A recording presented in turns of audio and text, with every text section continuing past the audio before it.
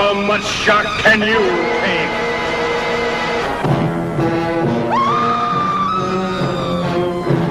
To complete a double night of horror, a monster's nightmare of terror, turn loose in a fight to the death.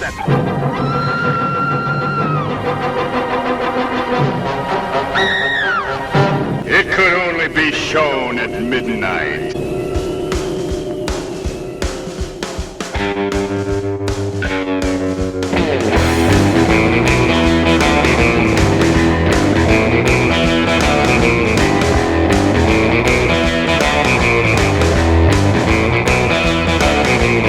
With a song titled Calling Dr. Gangrene, you know who's going to be on Monster Kid Radio this week. Dr. Gangrene himself, aka Larry Underwood, is joining me, Derek M. Cook, here on the podcast to talk about a film from the 1970s, going a little outside the Monster Kid Radio wheelhouse. It's getting more and more flexible as time goes on, but that kind of happens when you hit 486 episodes of the podcast devoted to the classic and sometimes not so classic genre cinema of yesteryear. Welcome to the show. Welcome to the conversation that Larry and I are about to have about the movie The Vault of Horror. As I tell him during the conversation, he's my anthology guy. For whatever reason, Larry loves anthologies. Okay, I say for whatever reason, but I know the reason why, and you're going to find out the reason why too, because he says what the reason why is during our conversation. We're also going to talk about a brand new movie project that he's involved with, the premiere, what it's called, what it's about, and how you can see it. I can't wait for you guys and gals to see this film, but I don't want to spoil what we're going to talk about here in a little bit. You're just going to have to sit tight and hang out and wait for Larry to join the show. Now, before that, of course, we have Kenny's look at Famous Monsters of Filmland, and of course, he's going to talk about The Vault of Horror. Now, in addition to this, I have another interview, a second piece with another old friend of Monster Kid Radio. If you have been on social media since, I don't know, yesterday or the day before, and you follow a number of the personalities that appear here on the show, well, then you will have seen that Stephen D. Sullivan has released. He's done a big cover reveal of his new book, and it's coming soon. I tell you the name of the book right now, but off the top of my head, I know I'm going to screw it up, just like I screw it up with the conversation that I have with Steve. But he corrects me, and he tells you guys and gals where it can be found and when it is coming. So sit tight for that. We also have some listener feedback, so we're going to get to all of that right now.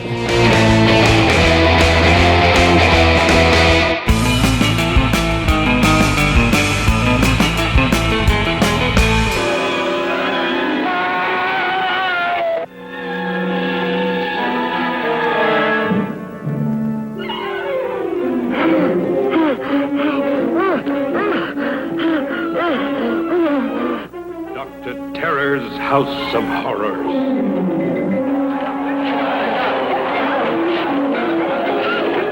Horrors the screen has never before dared to depict. The terrifying horror of man killing vine with a human brain that creeps and kills. The terrifying horror of the dead, entombed for 200 years, that creeps its way back to terrorize the living. The terrifying horror of a dreaded man called Dr. Terror, who, with his deck of mystic cards, could foretell destiny. Dr. Terror's House of Horrors. The Vault of Horror is about to open. You will learn its terrifying secrets if you dare. Death lives in Tales from the Crypt, from Cinerama Releasing. Rated PG. Parental guidance suggested. Some material may be unsuitable for pre-teenagers.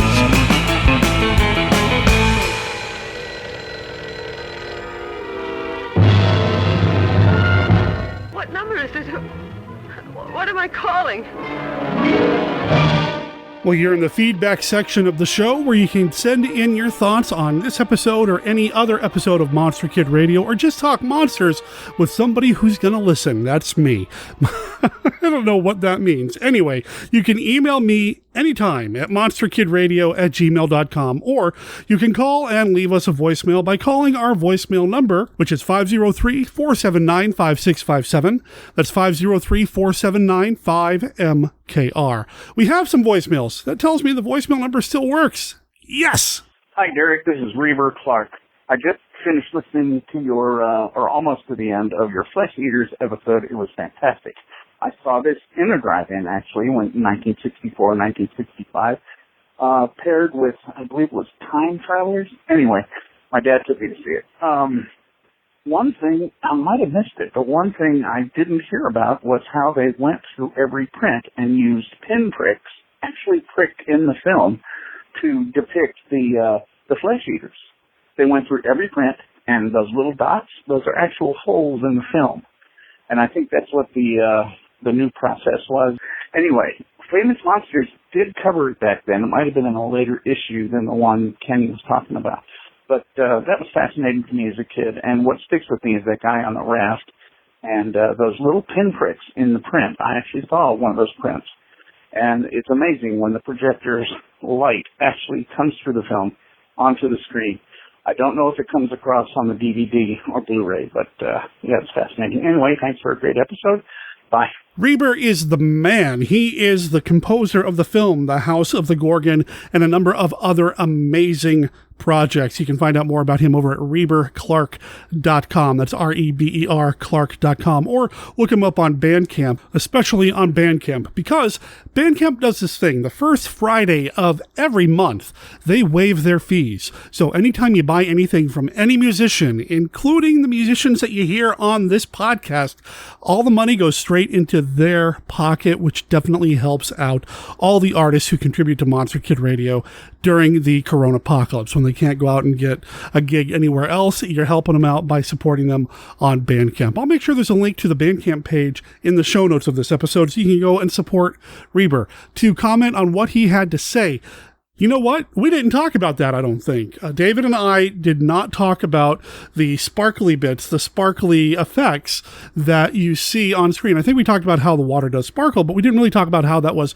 accomplished. And I assumed that somebody went into the negative and just kind of poked holes in the negative before it was duplicated. But it sounds like what you're saying is that they took it a step further. They actually perforated the film itself so that when it went through the projector, the light went all... Whoa! That's a really... wow. That seems like a lot of work for a low-budget film, but man, I bet that looked awesome. The way it looks on DVD, on home media, it looks like I said, somebody just went through and poked holes in the film negative before it was developed, or maybe even after it was developed, but before it was duplicated. It still looks cool. And you're right, the dude on the raft, oh man, that's something else.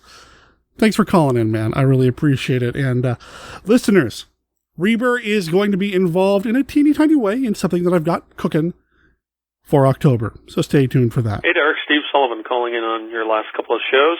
Really, really love these last two shows. Frankenstein Meets the Wolfman with Ricardo Delgado was terrific. Of course, it's one of my favorite movies. It's just a great film. You guys didn't mention that there is a YouTube video with someone rereading the Bela Lugosi parts that were cut out from the script. Now, I haven't read the script. I do have it. But it certainly seemed authentic to me. It was really good, and he actually even kind of put them in context with the movie with some stills and stuff. And for me, it proved that it really could have gone with the way it was written, and it would have worked, and it would have been brilliant. And I hope that someday they will actually find that footage for Frankenstein Meets the Wolfman. The Flesh Eaters is one of my favorite kind of B movies. I always think of it as being like a really good Roger Corman movie, though Corman didn't have anything to do with it. I know one of our friends was like, I was really disappointed you guys were selling this so hard. I love The Flesh Eaters, but it is not, it's not The Haunting or something like that. It's just the Flesh Eaters. It's like a great Corman movie, not like the best horror movie you've ever seen in your life. So people should be aware of that. But having said that, like I said, I love it. It's kind of a leaning into the 60s exploitation flick, and got some cool stuff in it and some great performances. So hopefully people will enjoy that. It was great to hear David Annandale. I can't wait for you to have both of those guys back on the show. They were awesome. And just in case people don't know, Dr. Cushing's Chamber of Horrors is coming out August 30th, and we're going to do a cover release this week, and then you guys can order it. Do a pre-order. Awesome. Catch you soon. Steve Sullivan, signing off. I'm going to address this in reverse order. In case people don't know, Steve, you know what episode you're on right now, right? You and I are going to talk about the book release later in this episode. Okay, the Flesh Eaters. You're right. You know, it is a low-budget affair. It's definitely a drive-in picture. Is it Corman-esque? I suppose in some ways. But you know what? The more I think about the Flesh Eaters, the more taken I am by that film. Reber talked about it in that last voicemail I just played, and man, I want to know even more about the production of this movie. It's awesome.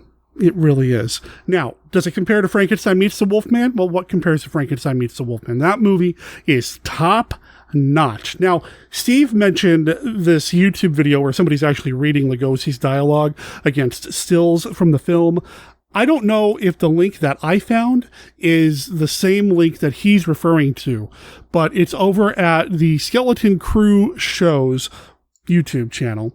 And that's all combined. That's all one word. I'll make sure there's a link in the show notes. But if you look up Frankenstein Meets the Wolfman over at the Skeleton Crew Show's YouTube channel, you'll find this 13-minute long video where somebody is doing a Lugosi accent, or at least trying to, reading the lines that were supposedly cut from the film. I would love for this footage to be found, although I don't really have a lot of high hopes for this footage. But in the meantime, we've got this YouTube video. Hop on over there, leave them a comment, and tell them that you heard about that here on Monster Kid Radio. Maybe that'll help drive some of their viewers over to our podcast. And I say our podcast because it really is our show, which is why I'm always encouraging you to write in or call in about anything that we talk about here on any episode of Monster Kid Radio. Again, our voicemail line is 503-479-5657. That's 479-5MKR. Thanks for calling in, guys. I really appreciate it. It's a new height in Fright.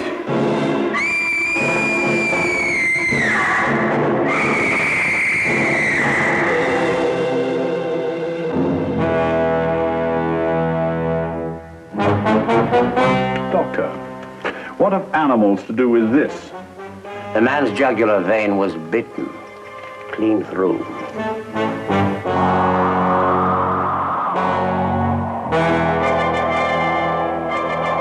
Never before such diabolic evil as the Skal.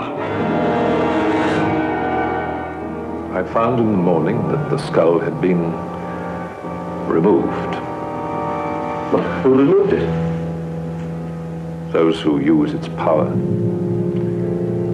Invisible beings, spirits from a strange, evil world. The moving skull spreads its shrieking terror everywhere.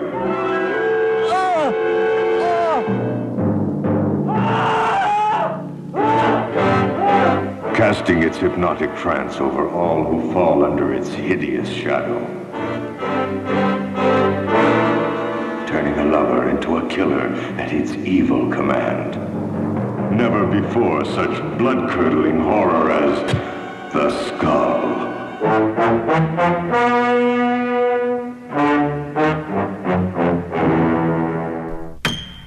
Terror waits for you in every room, in the house that dripped blood. A madman lurking on the staircase. A severed head in the closet. Coffins in the cellar.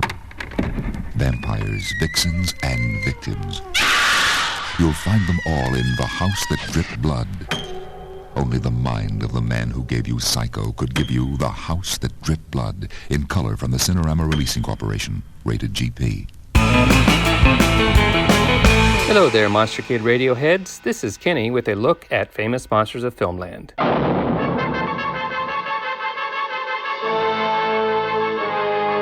This week's movie, The Vault of Horror, was featured in issue 104 from January of 1974.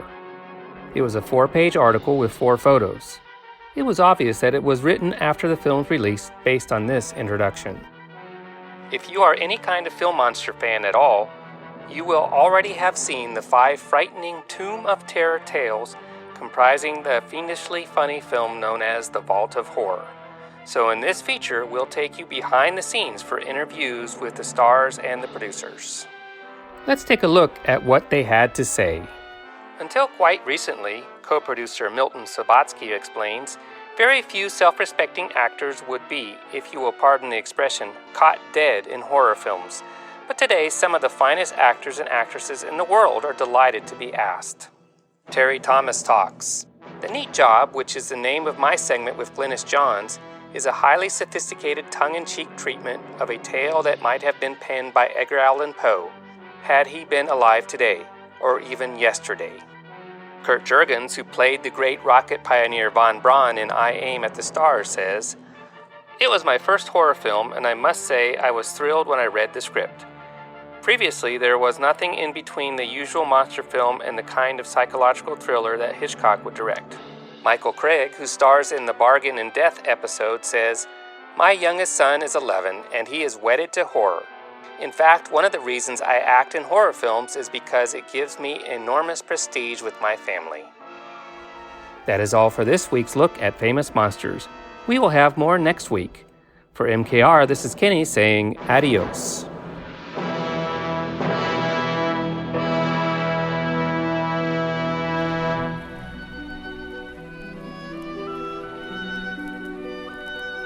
This is Count Dracula, and I'm here to offer you a friendly warning. Derek and his guests often get excited, and occasionally this results in revealing key plot points of the movies they're discussing. You know how the children of the night, monster kids, can get sometimes. So consider yourself warned. And don't come begging to me to kill them for their transgressions afterward. I have more pressing issues to take care of, like that pesky Van Helsing. There's just something special about an anthology film, especially from the 70s. There's just something magical about them. They're just so much fun to watch. I could watch them all day, and I have a feeling that this week's guest probably has at one point or another in his life. It's Larry Underwood, a.k.a. Dr. Gangrene. How you doing, man? I am doing great. How are you, my friend? I'm doing okay. I mean, I'm doing a lot better than the 5 characters we're about to talk about. Exactly. But I'm doing all right. Yeah, this was an interesting film, and I want to talk about it. I want to talk about anthology films in general, but you've got an anthology film coming up here soon, right? Yes, we do. It's been 4 years in the making or so. About time we finished it up. Fantastic. I think you were telling me that you've got some screenings lined up for it? Yeah, so all along the plan was to play it at drive-ins, and it just so happens that this year that's pretty much the only game in town is the drive-ins with the corona apocalypse and everything going on right now. So I had 2 different drive-in owners reach out to me and ask if it was ready yet. And so my partner Cameron and I, Cameron McCaslin, the director of the film, just had a discussion and said, listen, we need to finish this up. We've got to, whatever it takes, get this thing wrapped and get it into screenings. So the premiere, I guess the world premiere, will be at the Georgetown Drive-In in Georgetown, Indiana on October 3rd. Wow, that's coming up. Yeah. So it's going to be a triple feature. We've got 2 movies tentatively booked, but they didn't want me to mention them just in case something happens with the booking. We'll announce something here. Understood. Actually, I would say by the 1st of September, probably we'll have it all nailed down and we'll be putting ads out. We should know some firm details soon. Fantastic. Now, what's the name of the movie? We didn't say that yet. So. That might be good. Yeah. It's called Tales from Parts Unknown, which was the same name of the collection of short stories that I put out back in 2013. Has it been that long? And it's been that long. Well, actually, it was in 2014. I wrote them in 2013. It was kind of Cameron's idea. He wanted to adapt one of the stories. He read it, really liked it, and wanted to adapt it. Not all of the stories come from that collection. I think I'm going to put out a second collection, more Tales from Parts Unknown, or maybe Tales from Parts Unknown, the movie collection, and write up the stories. But the first story is a short story that we made independent of everything else before we decided to make this movie. And then we started shooting the movie and said, let's include that one too. It's based on an old fairy tale, but the others are all based on my work. I've seen the wraparound, and I mean, you're doing the Dr. Gangrene character, you're doing the anthology host thing, which, again, it's got to be right in your wheelhouse, man. It is. And, I just love these anthologies so much. It's one of my favorite subgenres. It always has been. I've thought about this a lot, what makes the anthology films so appealing to me personally. And I think that in the case of the Amicus films especially, it's that they are so closely associated with EC Comics, which were one of really pretty much not just EC, but all horror comics, one of the first loves that I ever had as far as genre stuff goes of any type. I found horror comic books and just absolutely, that was my jam. I mean, that was 100% it. And that's what anthology films are. They're really live action horror comic books come to life. Each of the short tales is just like little short comic book stories. You've got a host a lot of times, so it's a natural that... Especially the Amicus ones, the ones of the 70s. It's a little short story about somebody getting their comeuppance for whatever reason. They did something and now they're being punished. I feel like a lot of times, especially with like indie filmmakers today, when they do an anthology piece, that kind of aesthetic is lost. Yeah, they don't have the history, the grounding in the old comics like we do. So the wraparound stories are not so important to them. It's more important just to have these multiple stories together in one piece. That's enough for them. But all the best, even the modern anthologies, the best ones like Tales from the Hood, have great wraparound stories that tie everything together. Yeah, I'd even go as far as saying, like, I know this is a particular favorite, Creep Show does it really, really well.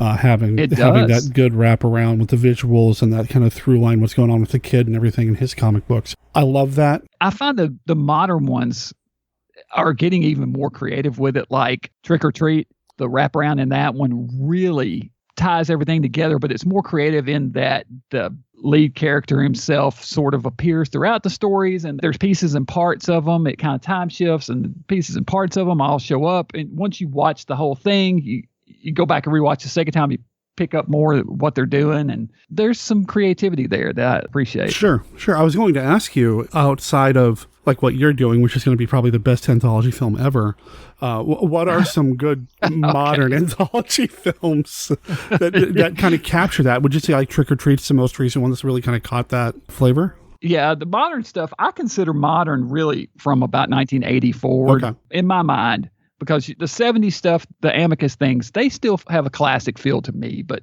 really the gore was ramped up more, and just the feel of everything is a little more modern from 1980 forward. So Creep Show, Tales from the Hood, Trick or Treat, A Christmas Story. That's a really fun anthology. Have you seen that one? I don't know if I have, and I think you've mentioned it here on the show before too. Yeah, Bill Shatner's in it, and it's pretty cool. I like Body Bags pretty well. Yeah, I mean, there's some fun ones. A lot of the more recent ones, like I said, they kind of forego the wraparounds without that tying that story, the thread throughout all of them. It just loses something. Right. I think there's a long tradition in history with these anthology films. It goes back to, is Dead of Night the first one? Did we talk about that one? Yeah. There was actually... Before that, there was Eerie Tales. There were two Eerie Tales. The first one was in 1919. Well, I had no idea it went that far back. And then it was remade by the same director, like in the 30s at some point. I think it may have a different name, but it was originally called Eerie Tales. And then the second one, I believe there's a Poe story in there. I want to say there's a Black Cat adaptation in it.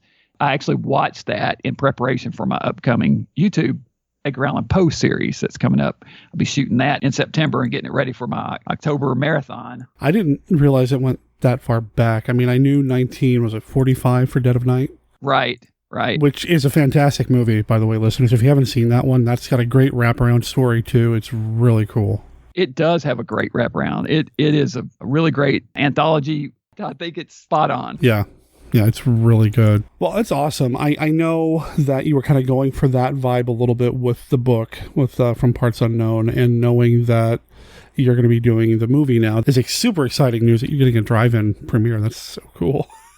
I can't wait. I wish I could be there, man. I would totally be there to see that. I wish you could too. It's going to be fun. We have a packed house for this thing. The Creepy Cruise In is what we always call it. They typically sell every spot. The last few shows have sold out every spot. Well, last year it rained, so attendance was down just a little bit. Even with the rain, it was a good turnout. But the 2 years before that, they sold out every spot, 2 screens.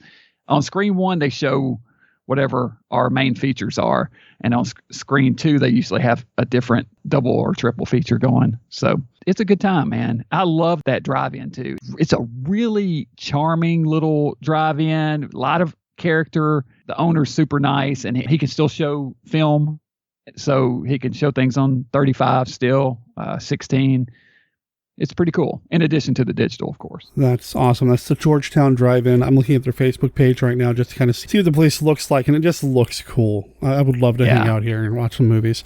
Well, that's happening at the beginning of October. What day did you say again it was? October 3rd. It's a Saturday.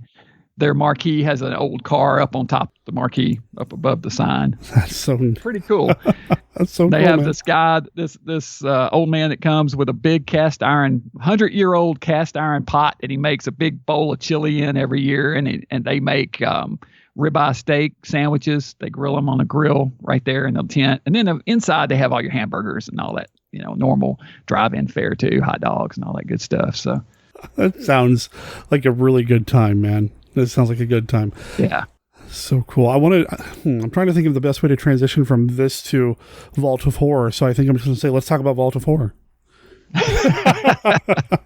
That works. Hey, let's do it. I think it's funny. Earlier you mentioned that even though your movie's called From Parts Unknown, none of the stories in that movie actually appear in the book From Parts Unknown, which is kind of sort of. One does. Okay, one did. Okay. Yeah, one did, and then 2 were written new, and 1 was an adaptation of a classic folk legend. Is that Tailopo? Tailopo, yeah. I find it interesting because isn't that kind of what happened with the Vault of Horror, that none of these stories actually appeared in the Vault of Horror comic? Yes, that's right. There's no Vault of Horror in it. It's all Tales from the Crypt and one-shot suspense stories. They're all of the same ilk. I mean, they're all the same publisher. So whatever, we can forgive them that, whatever. Yeah, I mean, it's all the same, but it would have been nice to have some Vault of Horror stories in a movie called Vault of Horror. But yeah, I mean, it's all written by Al Feldstein, who, I tell you what, man, that guy, you hear a lot of praises of EC Comics sung, and you hear a lot about Max Gaines, and you hear a lot about all the individual artists, and rightly so. I think, for my money, the greatest stable of artists ever collected in under one house. And I'm including Marvel, DC. I don't care. These guys could draw, man. They were some storytellers. Oh, yeah. But you don't hear much about Feldstein. And I mean, he wrote all those stories, and he was a hell of an illustrator himself. I really dig the guy's style. It's kind of stiff. His characters are a little stiff, but I like it. It's almost like a type of intentionally skewing of the characters for artistic purpose. But anyway, I dig his style, and the guy could write. I think we hear more about him with his association with Mad Magazine, being the editor of Mad Magazine. But yeah, I think when it comes to like the EC Comics and those, we always go to Bill Gaines. We don't talk about Feldstein enough. Mm-hmm. And I mean, without the writing, you don't have the art. I mean, I know it's a collaborative thing, and you have to have the artwork for a comic book to be a comic book. But without the writing, you just got a bunch of pictures, man. That's true. I said Max Gaines, didn't I? His dad earlier. Yeah, Bill. Of course, Bill was the one who. Oh, did you? I didn't even catch that. Yeah, I think I said Max. But yeah, no, it is Bill, of course, who changed it from educational comics to EC Comics. Changed the slant of it from educational to the horror slant once his dad died and he took over the business. But I still find EC Comics to be pretty educational. Basically, don't screw around or you're going to end up dead. That's a good point. You're learning life lessons here, man. Don't be a jerk. There's a lot of people nowadays that could use that lesson. Right? And this year in particular is showing it. Yeah, 2020, probably all of it could just be right Right. The Vault of Horror is one that this has been a theme on the show lately. I've never seen before. All right. I watched it last night. I stayed up till 2:30 in the morning watching this thing. Wow. My intention was, okay, I'm going to start it. I know it's an anthology movie, so I could probably, take a break, go to bed, get up early enough to watch it, the rest of it. No, I was hooked. I was not wanting to stop. I loved it. I had a lot of fun fantastic. with this. It's hard to go wrong with Amicus and anthologies. It really is.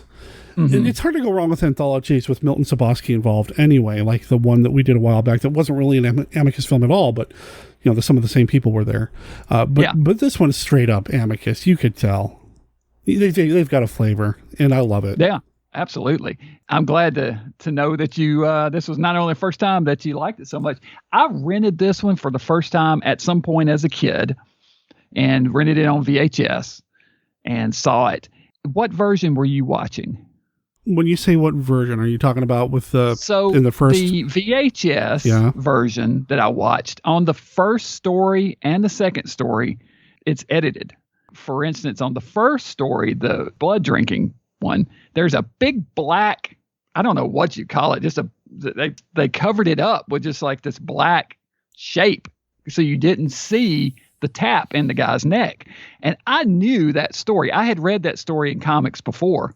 So when I rented that VHS and was watching, when it came on, I was like, oh wait, I know this story, and got super excited watching it, right? When it got to the payoff, they had it covered up with this black shape over the tap, so you can't see it. I was super disappointed. I mean, you knew what was going on. You could tell that they were filling the cups with blood, but yours wasn't like that, right? No, I was worried actually when I started watching. It was like, I've heard that there's some edits or whatever.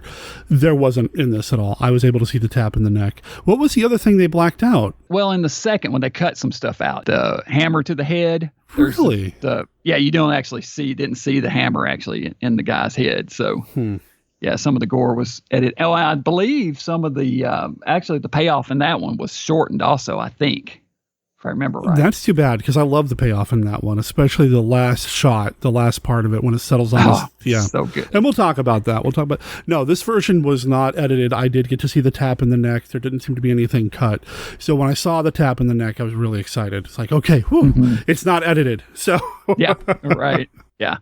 So, I first saw it on VHS, and then I bought the double feature DVD that they had put out of it, and it was still the edited version. And so for years, I didn't see it in its correct form until they came out with this new Blu-ray, which my editor, after I put out the collection, I got an editor I was working with for some of my short stories I was writing. And she actually, as a present, sent me this one year. And I was super excited to get the Blu-ray and have it unedited. I love the structure of this. It's a little off format in that there's not a host character. I mean, a lot of times there'll be like a crypt keeper character that kind of invites everybody into the room and all that. There's none of that here. And I know that some reviews kind of come down on the movie for having a lack of that. I don't think it was necessarily needed. I thought it worked for what it was, and I love the intro. I love that we get right into it through the opening credits. Yeah, it's sleek. Yeah. At this point, they'd been doing these anthologies for a while now. You'd already had Dr. Terrors, and you'd already had Asylum, and you'd already had The House That Dripped Blood and Tales from the Crypt at this point. I mean, they had the formula down by this point. So it's like, let's just get into it. It's just no reason to waste time. It's basically the exact same setup as Tales from the Crypt. If you watch those two back to back, you've got 5 strangers that get brought into a room and they are either told or relate their stories. And then at the end, the payoff's pretty much exactly the same for both of them. I would say that even goes as far back to Dr. Terror's House of Horrors. Even just you have this group of characters, they either are told or tell a terrible story that's happened to them. And then we realize that it really did happen. And the end. Yeah. And it deals with death in all 3. I mean, those 3 are also 3 of the better Amicus anthologies. Yeah, they are. I got excited when I saw that Denholm Elliott was in this, and I know he doesn't have a huge part. I mean, I'm a kid of the 80s, man. I grew up with Indiana Jones, so I love me some Denholm Elliott. The guy had so much range, and I wish he had been around longer to do more, because he's just fantastic in this. For sure. absolutely. Yeah, he's a lot of fun. He plays an art seller. Is he a dealer? Right. Yeah. Yeah, the whole cast is top notch in this one. Yeah, I mean, his is the name that caught my attention, but as you watch it, yeah, everybody that's in here is great. So in preparation for this, I pulled out this DVD. I talked about this the last time when we talked about From Beyond the Grave last year. This Amicus House of Horrors DVD that I have. This is a documentary that's about Amicus, and it goes through the history of Amicus from the beginning all the way through the end of the studio. And so I queued up the part about this film, and actually the film before it. They did Asylum the year before this. Both great movies. Yeah. So it was Tales from the Crypt, Asylum, and then this one. And the assistant director for both this movie and Asylum was a guy named Anthony Way, and he's on the documentary talking about it. And he's talking about the cast. He said, we had some great names to do these films, and he said they all wanted to do it. So it's kind of like Batman in the 60s, it's kind of one of those things. Oh, nice. These British actors knew what was going on at Amicus Studios, and they wanted to be part of it. It's very cool. Nice. Well, that's good to know, too. I mean, I sometimes wonder when you see actors that are known for non-genre stuff, when they appear in something like this, if they wanted to do it or they just signed a contract and they had to do it. So that's good to know that they were all on board. Yeah. I mean, they kept getting these big name folks, Yeah. I mean, I loved the cast. I'm not a big Doctor Who fan, but I know who Tom Baker is, so I mean, he's great in it. Very different in this from his Who performances, a lot of presence. Yeah. It's a great little film. Like I said, it starts with this opening credit sequence where these characters are just getting in an elevator. And that's it. But because of the music and because of the way the characters are all standing in the elevator, there's just something suspenseful about it. And they're not going to end up where they want to go. That elevator's taking them somewhere that they do not want to be. Exactly. They went up in the sub-basement and in Death's waiting room. I love the trailer for this one. The trailer for this is great. The trailer's fantastic. Enter Death's waiting room, if you dare. Below the crypt lies the vault of horror. A treasure chest of the macabre, filled with madness, voodoo, vampires, torture, and terror. All the things that make life worth leaving. The Vault of Horror, from Cinerama Releasing, rated R, under 17, not admitted without parent. The Vault of Horror. It has all the things that make life worth leaving. The trailer almost sells it as something bigger than it is. It feels like it's going to be this huge... I mean, you look at the movie poster, too. It feels like it's going to be this huge production. But no. They're just all kind of hanging out in this club, basically. They've got food and drink, and they're hanging out. I mean, there's no way to get out, which would be a little bit more concerning for me. But, they've got a place to hang out and chill, so... The trailer says, enter Death's waiting room if you dare. Below the crypt lies the Vault of Horror, which I think is kind of apropos. Below the crypt lies the vault, because this movie is just slightly below Crypt, in my opinion. I love Vault of Horror, but I think Crypt's just a little bit better. Interesting. So I think that phrasing is very interesting in that way. And for me personally, we do get a little mention of Tales from the Crypt in this too, because at one point one of the characters was reading the novelization of Tales from the Crypt. Another meta moment. Yes, very much so. Is that a real thing? Did they really put out a novelization for it? Do you have it?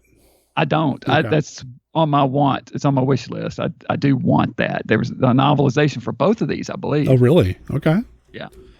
But for sure, I know there is one for Tales. Well, we saw it on screen, so of course it's real, right? Exactly. I thought that was fun. And they don't even hide it. They don't even hide it. They zoom in on it. Yeah. Oh, no, not only do they not hide it, they intentionally show it. Center screen. So they get into this room and it's all laid out, food and drink. Wikipedia calls it a gentleman's club. I don't know if it'd go that far, but it's pretty laid back and chill. And everybody's just going to have a meal and a drink and start talking. Yeah, one of the characters, when he first gets off the elevator, says it looks like a club of some sort. So, yeah, I think that's a good way. I mean, there's a tray of decanters full of whiskey and drinks there, and they all start, they're stuck because the doors close behind them. There's no elevator for the lift, and so they can't get out. So they might as well make the best of it. Have a drink and start talking about their nightmares. Yeah. And because there's 5 of them, we're going to get 5 stories, which seem to be kind of the magic number for a lot of these anthologies. I've always thought so. 5 is the Amicus formula. It makes the story shorter, so they flow quicker. Now, we've only got 4 in our anthology, which I really wanted 5. Our stories are a little bit longer. It's just how it worked out. But that seems to be the sweet spot for me. Yeah, I agree. I think there's something magical about 5. I don't know what it is, but it just works. And we've got 5 characters here, so we're going to get 5 stories about, it's an Amicus movie, how they died. But it's not presented that way. It's presented as if they've all had these recurring nightmares and they start sharing with each other what these recurring nightmares are. And we've already talked a little bit about the first one with the tap being blacked out. This story is about a guy who is looking for his long lost sister. He hasn't seen her in 4 years? I think that's right. Yes. And when he finally tracks her down, she doesn't seem overly pleased about it, but come on in, brother. Let's talk. Why do you want to try to talk to me? Their father has died. She's been named the sole inheritor of his wealth. And spoiler, I know we already did the spoiler warning, but he kills her. I'm assuming for the inheritance. It's not really explicitly stated, but I'm assuming that's the reasoning. Now, the town that he finds her in, though, is a little odd. People are concerned about being out at night, and that's when they come out. And at this point, like I said, brand new to the movie, had no idea we were going to go down this route at all. In fact, there's a restaurant he tries to get a meal at, but it's closing. They won't serve him because it's before dark. It's about to get dark. Sorry, we're closing up. So you didn't really know what was coming to us. Oh, that's great. I didn't know any as of a matter the of fact, any listeners out there, if you haven't, I would say watch this before you listen to the rest of this podcast, because it is a great little movie. Some of these twists, they all have twists to them, of course, as is the EC formula. It's better to go in fresh. Derek can attest to that. Oh, yeah. I mean, some of them are a little predictable. You kind of know what's coming. But with this one, I had no clue. Oh, that's great. After he kills the sister, he's back out of town in that restaurant. Oh, but before that, there's a pre-sequence with a detective that comes to his house, and he kills him too. Yeah. Yeah. He's not a good man, which is why he's in an Amicus film, I guess. Right. He's a twice over murderer at this point. But that restaurant that was supposedly closing up early is still open, and, well, I don't know if he's just feeling ballsy at this point or what, but he's going to go in there and get a meal. Apparently, the restaurant closes and then reopens at night for its later clientele. For a different client, he sees it reopening, and he's like, "Oh, I was hungry." He was still hungry. He was hungry before and still hungry. Well, murder and hungry business, I guess. It's hard work, man. You got to go, grab a bite afterwards. So he goes to the restaurant, which has a sign on the front of it that says restaurant. So there's no mistaking what this is. He goes to restaurant to get food. It's bustling. It's busy in there. I was surprised he found a table. Some tasty appetizers are served. Oh boy. Yeah. A glass of tomato juice. Tomato juice. Oh. Yeah. His reaction to the tomato juice and the waiter's reaction to him saying, "Oh, tomato juice," made me think, okay, that's not really tomato juice in that glass. Right. Yeah. But then he's also served with a soup that also probably isn't really something humans should be consuming. A very deep red soup that it's got a strange flavor to it. And then the waiter asks him, "How would you like your clots?" My what? Your clots. Roasted or baked? I think that's what he said. Oh. And he spits the soup out at that point. Oh, God. Ugh. Yeah. Ugh. Roast clots. So in preparation for this episode, I read the actual comic book stories for each of these. Oh, did you really? Okay. So this came from Tales from the Crypt, number 35. It's called Midnight Mess. The artist was Joe Orlando for this one. Oh, wow. Okay. Killer artist. The comic book is a little different. It doesn't have the detective at the beginning that was added. it does have him showing up and meeting his sister, but the whole thing with him killing her is not in the comic. Oh. Subotsky added all that part. I love it. I think all of that adds a whole other layer of comeuppance and reason for him getting his comeuppance. But the waiter in the comic book also says that they serve fried scabs. Oh, God. Which is, he mentions the roast clots and mentions fried scabs. So, yeah. Yum. Yummy. Oh, God. Yeah. Once he realizes there's a mortal in the building, in both versions, the comic and movie, he pulls back curtains that are covering a mirror. This one in the movie, it's a wall length mirror, and the guy he's the only person in the reflection. Only sees a reflection of himself. The rest of the room is casting no reflection. He realizes these are vampires. And not only that, but his sister is there. She shows back up as one of the vampires, holding the switchblade that he killed her with. Yep. And then we get the scene with the tap in his jugular vein, which they hoist him up by the feet and stick a beer tap in his neck and drain off cups of blood, fresh blood. Wow. It is beautiful, and he's twitching, and oh man. They did the edited version was a still frame. And really? With that black shape covering the tap. That's they ridiculous. Really edited it. Yeah. Oh man, that's too bad, because I think it looks great. He sells it. He sells it so much. The actor's Daniel Massey, and he sells it. And what's cool is both he and his sister in the movie are real life brother and sister. Yeah, the sister is played by Sister Anna Massey, who is an actress as well. So it wasn't just like stunt casting. Let's get an actress to get a sister. They are both actor and actresses with careers of their own, and to bring them together like that, I thought was kind of neat.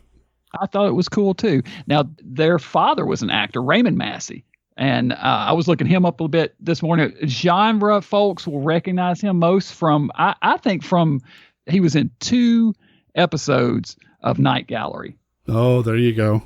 So I think they probably know him from that. One was called Clean Kills and Other Trophies, which is where the guy wants his son to shoot a deer before he can get his inheritance. And then there was another one called Rare Objects with Mickey Rooney, who plays a gangster.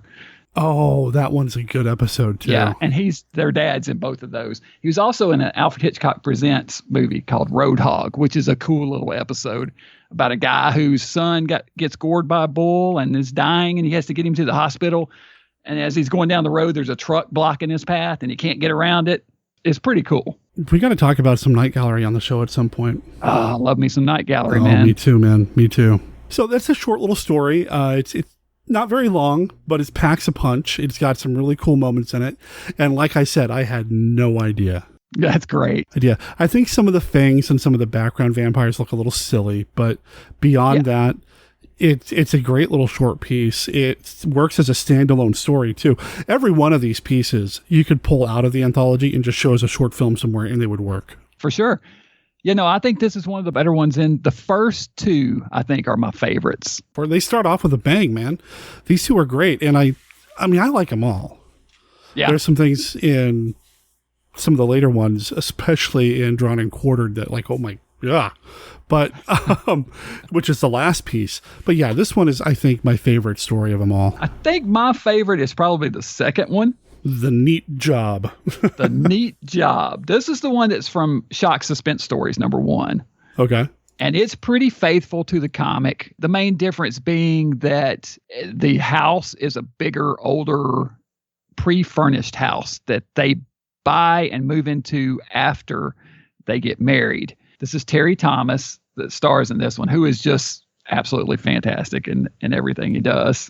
I love the guy. If you haven't seen Terry Thomas in anything, I mean, you've seen him. Even if you don't know his name, you've seen him. He's got that voice. The voice and the teeth. Yeah, with the gap in the middle. Yep. He's great. And Glynis Johns is his wife. So they're newlyweds, and he was an older bachelor, married this younger girl who doesn't look that much younger, but younger. Talk about henpecked. She's the henpecked one. He is obsessive as far as cleaning and cleanliness and everything in a place and a place for everything.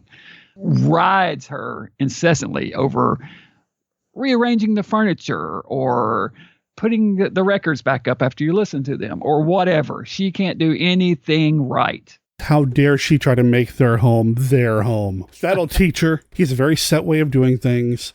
And he even tells a buddy of his at the very beginning of this story that, he's looking for somebody to kind of take care of him as he gets older, that sort of thing. There's this trophy wife kind of approach.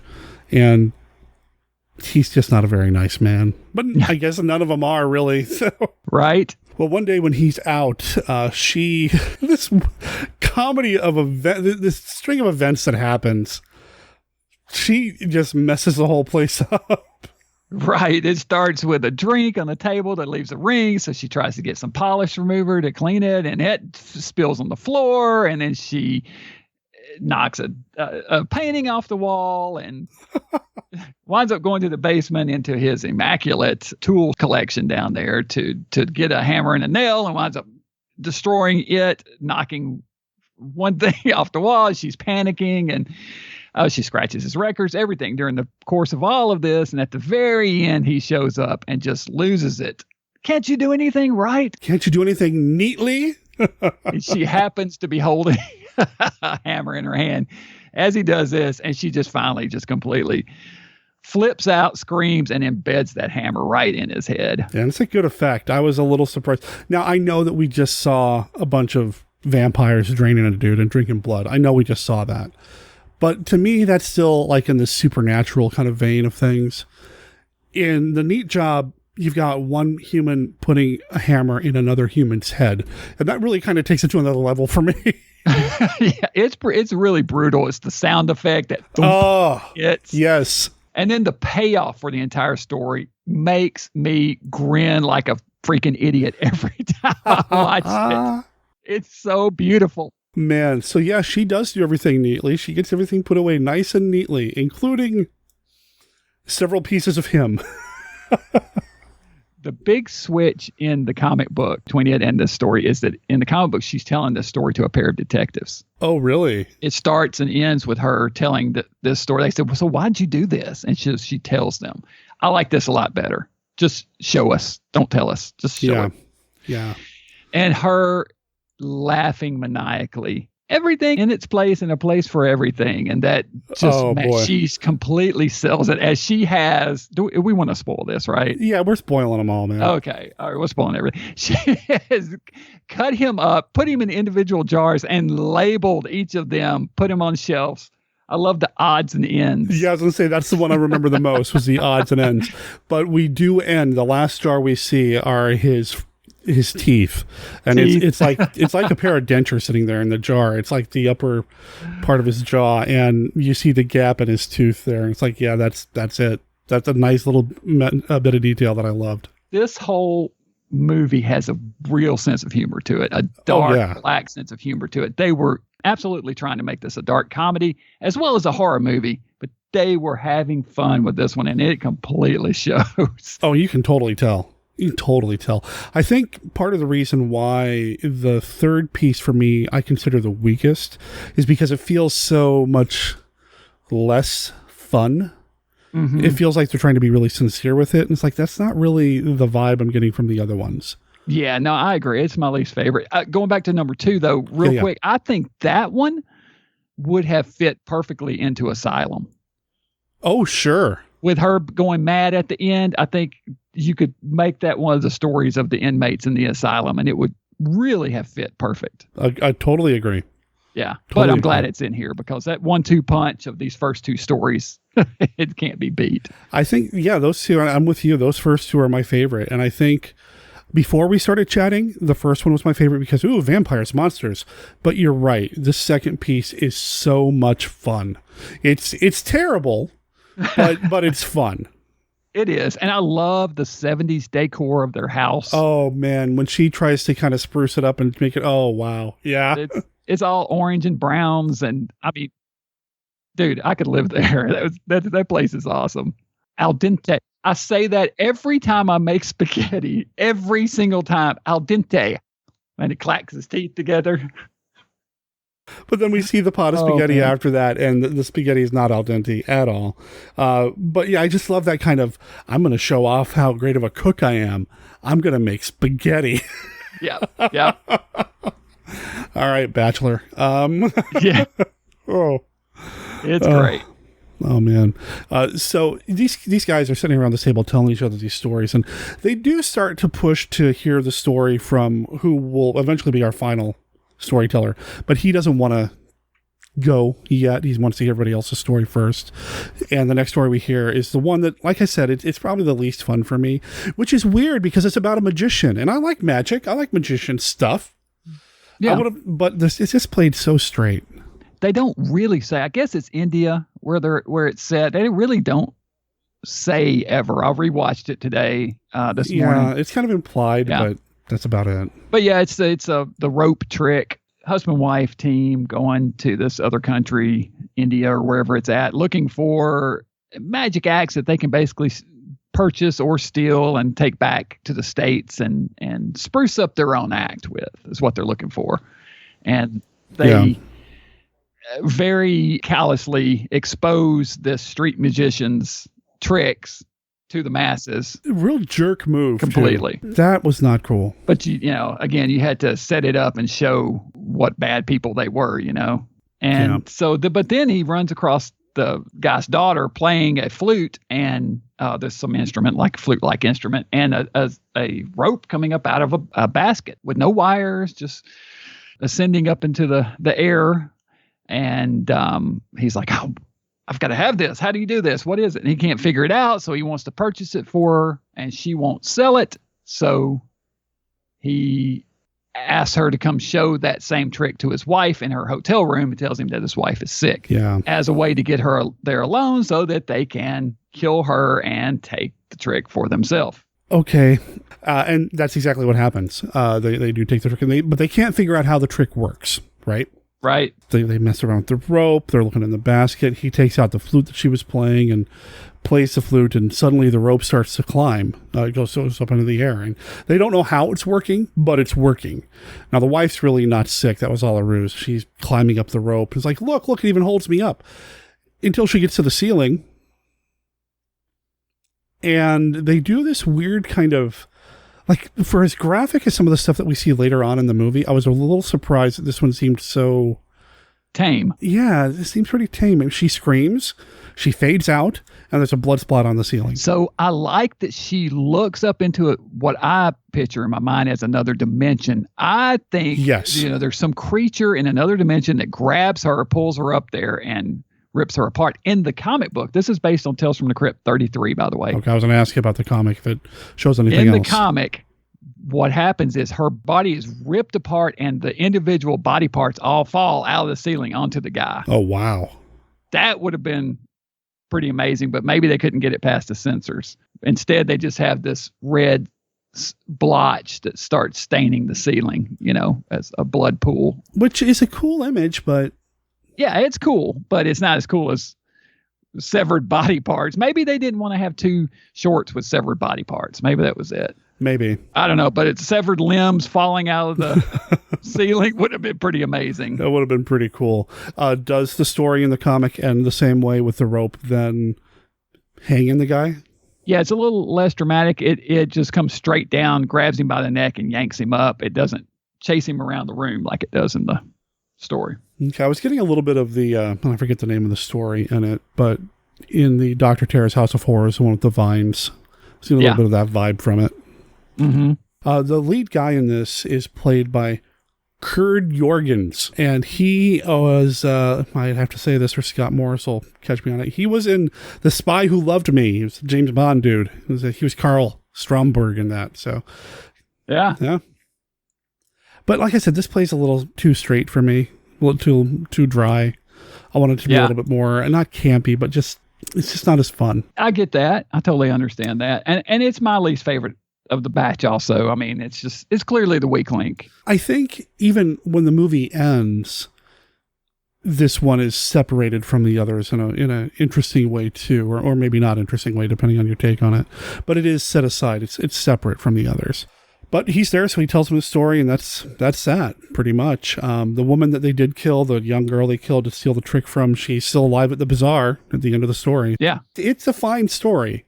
It just doesn't have the same energy as the other ones. Yeah, I mean, there's always a weak link, and it's probably somebody out there's favorite of the bunch. I would, that's the thing is, you don't like this story, stick around. The next one's coming. You might like it better. And we've talked about that, about these anthology films. That's one of the best things about these anthology films. You don't like that story, hang out another 7 to 12 minutes, another one's going to come up. Yeah. And the next one does come up in this one, Bargain in Death, which I found to be the most predictable of the batch, but I still really enjoyed it. Bargain in Death was from Tales from the Crypt 28. It was drawn by Jack Davis. The last one was George Evans, I believe is his name. I don't know George Evans as much. I should look him up. But Joe Orlando did the first one. Jack Kamen did the second one. Jack Kamen is amazing.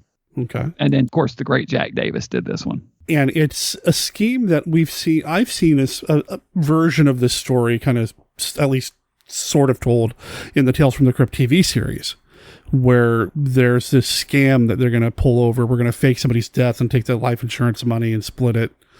But not everybody's on the same page. And let's see. The lead character in this is a guy named Maitland. He's played by Michael Craig. Maitland, one of those names that they use in Amicus films. That's a common name you'll see in different movies. Edward Judd is also in this, and I love this guy. I love Ed Judd. Edward Judd is amazing. I wish he was in it more. I know he's practically top billed in this thing. He's right up there with everybody else, but he's got like 3 lines. Yeah. But he plays Maitland's buddy Alex, and it's the two of them that are going to kind of scam everybody, but Alex is not going to really be there for Maitland when he needs him. Well, they're both planning on double-crossing each other. Yeah. Maitland pulls a gun out and says, and after I'm come back, I'll have no more need for you. So they're both planning on backstabbing each other. Yep. Basically, they're going to fake his death. They're giving him a drug that will make his life signs drop down to the point where they're not detectable. He'll be pronounced dead. They're going to cash in on his insurance money and dig him back up from the grave, cash in his insurance policy. And go split off, yeah. And go their separate ways. But both of them are planning on double-crossing each other. Yeah, Alex is not even planning on digging him back up. He's just going to leave him to suffocate, buried alive. And the other guy, like you said, pulled out the gun. But while this is all being set up, we've got a couple of medical students named Tom and Jerry who really wish they had their own body to work on. Yeah, they are totally having fun with this because those two guys, Robin Nedwell and Jeffrey Davies, they interviewed Jeffrey on that Amicus House of Horrors documentary. And he talks about it. Both of them were in a British TV series called Doctor in the House. It was a comedy. It was a movie first, and it was a TV series. So they were kind of known for being medical students in this series. And if I'm not mistaken, that was already known. So British audiences would have already kind of recognized these guys. It would have been an in joke for them to kind of be in this anyway. That's hilarious. Yeah. So I love that. Being Tom and Jerry is just kind of like, I'm sure Sabatsky thought that was funny. Oh, let's call them Tom and Jerry. Well, Tom and Jerry need another body. They are lamenting that they only have so much time with the cadavers at medical school. And boy, if we had our own corpse, wouldn't it be easier? We could just do whatever we needed to. Yeah. And they happen to live in the same, I guess it's a lodging house. They lodge in the same house as, yeah, I think it's rooms and boarding house. Yeah. I was trying to think, is there a different name for it over in the UK? But yeah, it's a boarding house, and Maitland's there, and the quote unquote death happens, and the landlady screams, and Tom and Jerry come running in to see what's going on, and they give each other a knowing look as they're looking over this body. Weren't we just talking about this? One comes in in like these disheveled pajamas. The other one looks like he's halfway through shaving his face. He's got shaving cream and a razor in his hand, you know. I love it though. It's just kind of this goofy kind of vibe that runs through it. It's great. This story's told a little differently though. It's not just a straightforward, this happened and this happened and this happened. It starts with the guy in the coffin. It does. And then it kind of says, oh yes, I remember how I got there now. Yeah. The whole narrative of this one's odd anyway, because you've got basically two separate stories that intersect at the end. So they kind of introduce you to the Maitland story and then the medical student story all separately. Right. So, and the comics the same way. They introduce both stories and they come together because before he takes the drug, he injects himself with a drug to appear dead.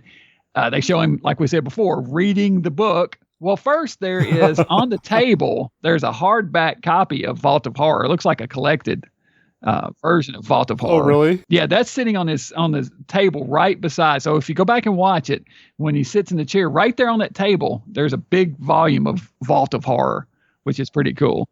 And then he injects himself with a drug, hides the needle and things where it won't be found, and then turns the light on, walks over, pulls a paperback off the shelf and sits down, and they put it right up in the center of the camera. That's Tales from the Crypt. They intentionally zoom in on it. It's pretty obvious. And, it's them just having fun, I think. Absolutely. Very meta. It's fun. So Tom and Jerry are out in the graveyard with the caretaker who they've made arrangements with. They're going to pay him off to dig up this fresh body so they can take the body back to their room and practice medical stuff. As they're doing this, once or twice we kind of get Alex's point of view, where he's talking about, well, your old buddy Alex isn't going to be there to dig you up now, is he? As he's starting to drive out of town, and he's heading towards the cemetery, but he's eventually going to drive past the cemetery. Maitland is suffocating in the coffin and is waiting for Alex to show up. Fortunately, the caretaker gets to him before he suffocates. And I love when they open up the casket, when they open up the coffin. Because he takes that as he shoots up and freaks out Tom and Jerry. So those guys, they tell a great story on that documentary. So yeah, he said that when they shot that, okay, so they did the exterior scenes at a real graveyard, but that digging scene was actually on a set. He said he walked in and it was amazing. They had recreated that set perfectly. And I couldn't tell it was a set. I looked like they were. Yeah, no, I didn't either. He said, but when they shot that scene, they had in the hole in the ground a big electric fan inside of a box, so that when they get scared and go, oh, their hair actually stands on end. They turn the electric fan on and make their hair stand on end, and they and they run off. Oh, that's brilliant. I'm sure I noticed that, but it was just kind of subliminally. I'm going to have to go back and rewatch that. I am too. After seeing the documentary this morning, it's like, okay, wait a minute. I'm going to go back and watch that segment again for that. It's amazing. It's so silly that it's just awesome. Yeah, I mean, it's like, George Romero switching up the colors in Creepshow to kind of illustrate that it's a comic book versus, I mean, I love it. I love those little touches. Yeah. I love those little touches so much. Well, Tom and Jerry are scared now, and they go running out, and they run across into the street. And hey, there's Alex coming, and Alex swerves to try to avoid them and hits a tree, and the car blows up. Right. Dude, when Tom and Jerry do go back into the cemetery, when they've kind of gotten their wits about them, the caretaker's like, okay, the body's ready. Sorry about the head. What? Yeah, the caretaker made sure they had a body, and they do see a close-up of the head. Is it a crowbar that was used on him? Yeah, and I think I can't ever decide whether he was scared himself and just did it, or if he did it intentionally to make sure that he got paid. Well, they paid me for a corpse. I'm going to give him a corpse. Right. Either way, he bashed the dude's head. So even though we had kind of a down moment with this trick will get you or kill you, Bargain in Death starts to come back up for me. And I did enjoy this one. Yeah. It's great. It's great. It's fun. Oh, yeah. It does have that kind of lightheartedness with Tom and Jerry, especially. Right. I think if we didn't have Tom and Jerry elements, it'd be kind of a more flat story. But Tom and Jerry really kind of elevate this whole thing. Yeah, I mean, you could have told the story somehow, I think, without them. There's a way. But the intersecting stories, it's very clever. The whole thing is very clever. Well, finally, the guy who looks like he's some sort of hippie bohemian artist tells his story. And in fact, he is an artist. He's a painter, played by Tom Baker. Yes. And the story is called Drawn and Quartered. I know I said the first two are my favorite, but I also really like this story too. Yeah. It's that EC tradition of dabbling in voodoo, going back to Dr. Terror's House of Horrors with the voodoo story in that one. That's kind of similar in a way. Yeah. And, I love me a good voodoo story. And I really like this one. Tom Baker is this artist who's living in Haiti in, I don't want to say squalor, but clearly he doesn't have a lot of money. Yeah. And he's been told by his art dealer and the critics that his paintings aren't that good. He still does it because he loves it, but he's not making a lot of money off of this. And clearly his artwork's not selling. And until an old friend of his tracks him down and shows up and mentions offhandedly that, by the way, your stuff's getting sold for pretty top dollar in the city. Right, which is, of course, a surprise to him. So he decides angrily that he's going to get revenge and goes to see the local voodoo witch doctor, as you do. Well, yeah, I mean, when I want to take revenge on somebody, that's the first thing I do. I pull out my yellow pages, I go to the V section and look up voodoo. Right.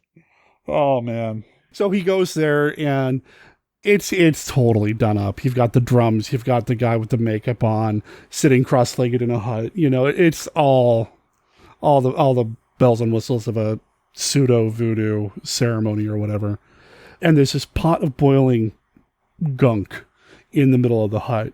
And when, what's this character's name? Moore, the artist, shows up and says he wants to get revenge, he's told that he has to put his painting hand in that boiling pot of water, kind of implying that he has to make a sacrifice. If he really wants revenge, he has to do this thing to show he's serious and give part of himself up. He doesn't want to do it, but eventually does decide to do it, and his hand's fine. Exactly. I love the creativity in this story. Because it's a pretty neat power that he gains, the power to whatever he draws or illustrates, paint, whatever, can come to life. Or basically, like he draws a flower vase and then crumples it up and throws it away. Well, the vase falls off the table and cracks.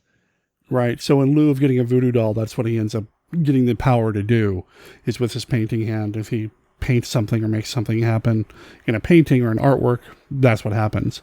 Like you said, the flower vase, he puts a piece of bread on the floor, he draws it, erases a corner of it, and then a rat comes out and eats part of it. It's really interesting. I like it a lot. Yeah, it's pretty cool. Now, this again is from one of the Tales from the Crypt comics. This comes from number 26. Once again, another Jack Davis drawn story written, of course, by Al Feldstein. In both versions, he has drawn a self-portrait, and that's kind of the only logic flaw in this. It's like, well, if you know whatever you're going to draw or paint has this, ability to be destroyed, why would you do a self-portrait? Well, in the comic, he's already done the self-portrait, and he's worried that maybe it's going to be, since it's something he created, and he goes over and scratches it, and then he falls down and scratches his face on a table. So it's, I guess, everything he's ever drawn maybe becomes that way, which would make more sense. Sure. And in this, he has already started the self-portrait too, but then he, for some reason, even after finding out that he has this ability, goes over and finishes his painting. Dude, that's not a good idea. No, yeah, you need to stop. He does decide to go to the city to confront these people that have wronged him, and he does take his own painting with him. When he gets to the hotel, his self-portrait, he makes sure he has a safe that he can put it in and lock it up to keep it, well, safe. Which, makes sense, I guess. You want to have that with you if you're worried that it can now hurt you. Right. And you want to have it locked away. That makes sense, I suppose. Yeah. He confronts these three people and accuses them, and they pretty much confirm, yeah, we're in business. We buy cheap and sell high. Sorry, buddy, Yep. Too bad, so sad. I will have my vengeance on you. And immediately gets to work. He's got 3 portraits of these people. There's 3 of them. And I love the way, for years you looked at my artwork and said it was this or that. Well, you will never look at another piece of art again. And takes this tool and gouges out the eyes of one of the portraits. Yes. And wouldn't you know it, just then this guy's having a spat with his wife about not being faithful, and she throws acid in his face. Where did she get that? I don't care. It's cool. Doesn't matter. Yeah, it is very cool. I love it. This whole story reminds me of Vincent Price in Theater of Blood. Yes. It's got that vibe, getting back at the critics one by one. I love it. Yeah. It's like a mini Theater of Blood. It really is. It's that kind of comeuppance, even right down to the theatricality of it. You've handled my art for years, but you will never handle another piece of art again, as he cuts somebody else's hands off in the portrait. And wouldn't you know it, the guy gets his hands chopped off. Yeah. I mean, I knew it was coming. We knew it was coming. But yeah, they still are able to give us a sense of suspense because the device that they're using, this big paper cutter, he uses it once, no problems, nothing happens.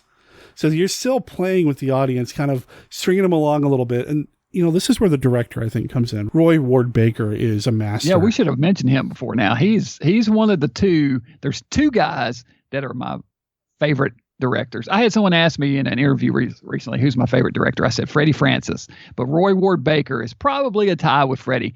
Both of them did these Amicus films better than anybody. Yeah, and it shows. And like I said, in this piece, I feel like it really shows because we're able to build that suspense, even though we know full well that paper cutter is going to come down and chop off this dude's hands. We know it's coming. Let me show you how to do this. I mean, just being a complete jerk.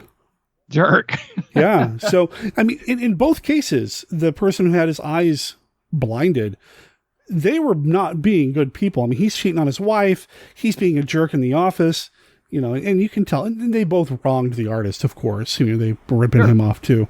So they do kind of get what's coming to them. But the way it's presented is done so well. Yeah. It's really neatly done. Now, we don't kill Denholm Elliott right away. He's the last guy. We're going to give him a moment to kind of stew on it.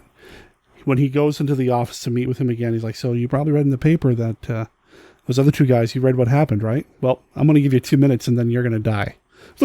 Dude, you didn't kill the other ones. You just maimed them or crippled them for life. You're going to kill this guy? Yeah. Well, Denholm Elliott wants to protect himself and he pulls out a gun. But that doesn't stop our artist friend because he's got a red felt tip marker. And he draws a little red circle right between Denholm Elliott's eyes in the portrait that he's brought. And unlike the other two, where it could have just been coincidence, in this case, we see that he has no choice. He cannot stop himself from shooting himself in the face. Yep. He tries, and he does a good job trying. He struggles. You see it. But there's really something supernatural happening here. It's not just a coincidental thing. This is real magic. Yeah. It's great. And when he tells him you've got 2 minutes and you're going to die, he takes off his watch and puts it on the desk so he can watch the time wind down. After he shoots himself and after Denholm kills himself, he gathers up his portrait and he leaves and he goes back to the back to his hotel room and realizes he left the watch behind. Yes. Now, at what point does he start having trouble breathing? It's when he's running through the street to go back to his house. Yeah. To his apartment. Because the painting's in a safe and there's no oxygen in there. It's kind of playing off what we saw in the previous piece where the guy's running out of air in the coffin. Well, now the paint's running out of air in the safe. He's having a hard time breathing. He can barely breathe. He gets back to the place. He opens up the safe. He can finally start breathing again. But then, he realizes he forgot the watch. So he's got to go back. Well, in order to free the painting and give it air, give it access to oxygen, he's now pulled it out of the safe and put it up on an easel. And there happens to be a skylight above it with a construction or a painter guy working above. Mm-hmm. So what's going to happen here. Something bad's going to happen to this painting. And again, it's the suspense building up. Moore's running through the streets. He's trying to get a taxi. Can't get a taxi. Got to go get my watch. I can't be found at the scene of the crime. I got to get my stuff. And this whole time, this painter up above is working, and he kind of kicks this bucket of something, and it starts to wobble, but nothing really happens. Just cutting back and forth, and finally, this tub of, is it like turpentine? Or I think it's like turpentine, yeah. It gets knocked down, crashes through the skylight, hits the portrait, ends up on the ground, and just when that happens, this is the worst death in this whole thing for me. I know the tap in the neck is terrible. And, there's a lot of terrible things that happen to people in these things. Eyes getting gouged out, whatever, or splashed out with acid. Moore gets his head run over by a truck. You don't see the blood. There's no gore. There's no blood. Yeah.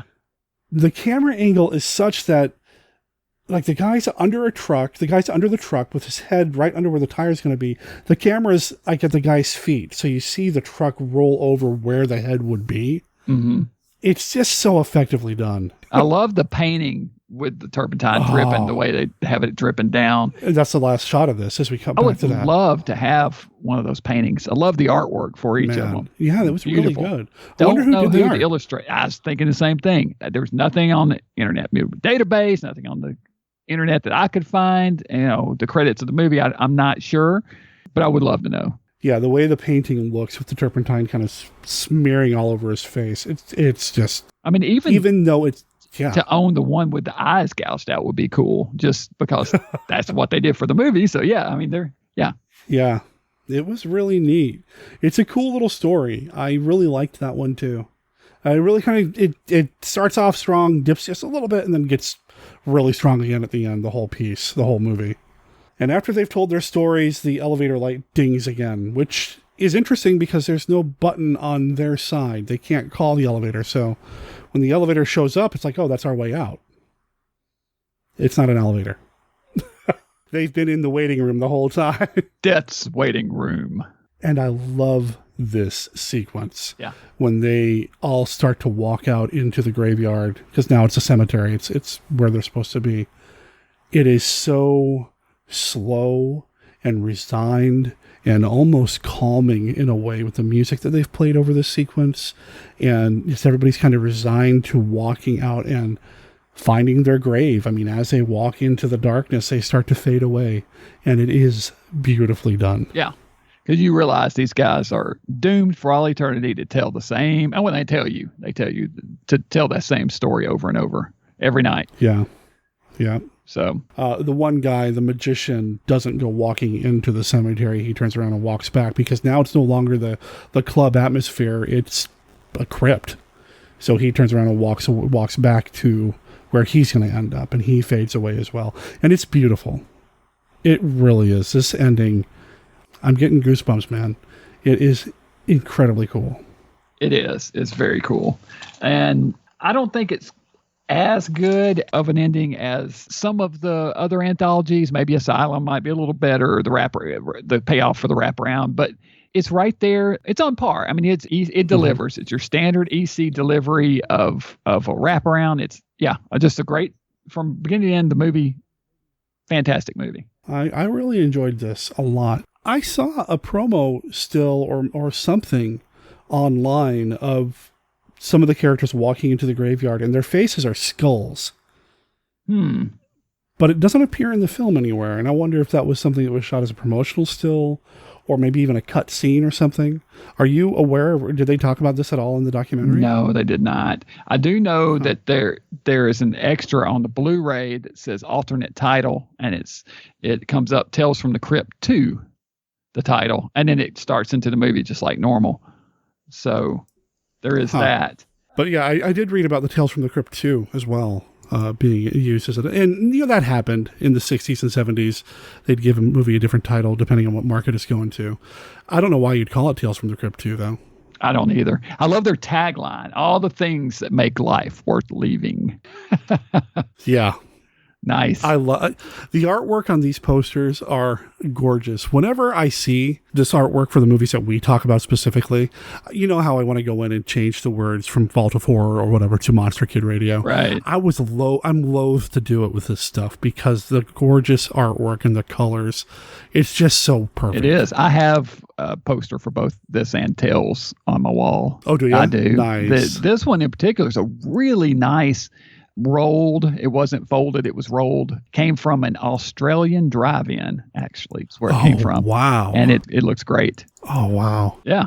Hanging up at the moment, I have that one and those two. I have From Beyond the Grave. I have Creepshow, and I have The Monster Club. Yeah. I had to get a Spanish version of that. That's a really rare poster and really expensive poster. I would love to get an American version, but I found a Spanish one that was affordable and bought that. Right on. Yeah. You know, this movie, I really dug it. I really did. And I don't know if it's because it's not one that I've seen before and I was so fresh to it, but I would almost say this is one of my favorite ones that I've watched with you. Excellent. That's good to hear. It's so good. I'm a big fan of it too. Like I said, from the time I first saw it, that was late 70s, early 80s, sometime in there. Like I said, that second story makes me grin like an idiot every time I watch it. I realize I'm just like, it's so great. Oh yeah, it is. Yeah, it is. No, I really enjoyed it. This was so much fun. And I mean, I just love talking movies with you anyway. We don't do it enough, but especially when it comes to these anthologies, because of your love for them. It's rubbed off on me. I love them as much now. I just adore these things. That's great. That's good to hear. I had heard too that this one was shot, the studio stuff. At one point, the Jeffrey Davies, one of the two art students, says that it was shot at Twickenham, but then Subotsky's widow is on the documentary as well, and she says it was shot at Shepperton. She mentioned Shepperton, so it may have been done at parts at both. I don't know. Interesting. But very British, definitely. Oh, yeah. These movies, like, I haven't had them on the show in forever, but like hearing Roger's story about being in England and like going to the set and talking with Vincent Price and that sort of thing. I would love to just go see some of these locations and sets. I know they probably don't exist anymore, but yeah, it would be cool. And we'll talk if we ever do that episode. The Asylum one, they visit one of the sets. They visit the Asylum set and go through it in that documentary. Oh, really? Definitely highly recommend this Amicus House of Horrors, A History of England's Groundbreaking Studio of Terror. It's a 2-disc documentary that I keep mentioning here. It's just, it's got a Peter Cushing interview in it as an extra. It's really good. It really is a good disc set. I need to go back and rewatch it. I haven't watched it in a while, but I need to go back and check it out. It's good stuff. Oldies.com put it out. Oh, yeah. So you can get your hands on it pretty cheap. I'll make sure there's a link in the show notes. Yeah. Directed by Derek Pikett, 2012. Practically, a little over 3 hours of content about Amicus? two disc words. So, yeah, good stuff. It really is. So, and Amicus, I feel like, doesn't get enough love here on MKR. I need to do more Amicus. Yeah, man. I love Amicus. You know, I like Hammer stuff a lot. I mean, the Hammer stuff is great, but Amicus is my jam. It's a little sillier. It's a little more comic book. They play up the camp a little bit more, but that's okay. I mean, that's the vibe. That's part of the flavor of it, and that's what I love. I love that you had both things happening, you know? Britain had it going on in the 70s, 60s, 70s. That's a place to be. I mean, even some of their non-anthology stuff like The Skal. I mean, come on. Yeah, that's a great movie. That's a great film, too. Some of the their anthologies are where it's at. It really is. So, listeners, I know that we've spoiled the heck out of Vault of Terror horror. This movie. Right. We've spoiled the heck out of this movie. Vault of the horror crypt. But if you haven't seen it, I'm sure there's plenty of things that we glossed over that you'll catch that we didn't talk about. I highly recommend this movie, this great film. Larry, thank you so much, man. Amicus it's so cool. Studio players in it. Some of those guys that you see. The music, Douglas Gamley did the music. He did the music for Asylum. I was making notes this morning. Tales from the Crypt, From Beyond the Grave, Madhouse, The Beast Must Die, and The Monster Club. There you go. Music. So, I mean, he was like Subotsky's guy, you know? Yep. Roy Ashton, makeup. Doesn't get much better than that. No, you can't, man. Roy Ashton stuff. I've always wondered over the years if Hammer and Amicus ever had like a real rivalry, but it doesn't seem like they did because they kept sharing talent, going back and forth. You know, you have Cushing and so many of these things. You got Baker and Freddie Francis direction. You've got the makeup. Man. Right. But you know that Subotsky had to somewhere deep down feel like I'm going to show them for basically, you know, taking his idea for Curse of Frankenstein and then kicking him and Rosenberg out. You know, they brought the idea to do a Frankenstein story to them, and Hammer said, yeah, we're going to do this, but we don't need you. That's the thing about Amicus. You know, the people who founded Amicus, if they didn't do what they did, we wouldn't have Hammer the way that it turned out, I think. Yeah, they definitely are part of the history there for sure. Yeah. Subotsky was a creative dude, you know, and really into the horror stuff. You could tell he had a love for it. Hammer, you know, they enjoyed what they did, but they still tried to make other non-horror material. Right? They still tried to do the suspense or the terror or even a sci-fi movie. I mean, they tried to do different things. Amicus was like, yeah, this is what we do. Yeah, I mean, they branched out some. They did some other things too, some other sci-fi stuff later, especially. But they really seem to embrace it in a way that I feel like Hammer in the 70s wasn't. Yeah, that's true. I mean, the times were changing for both studios, and it was they both ended in the 70s. You know, with the changing sensibilities and everything. It just that older style of storytelling was, was kind of quaint by that by the time Texas Chainsaw Massacre and, The Exorcist were coming out. Yeah, Night of the Living Dead kind of changed things up. Yeah. Yeah. Yeah, I mean, I knew Amicus did sci-fi. I mean, we got those awesome Doctor Who movies, man. Right. Peter Cushing, that's right.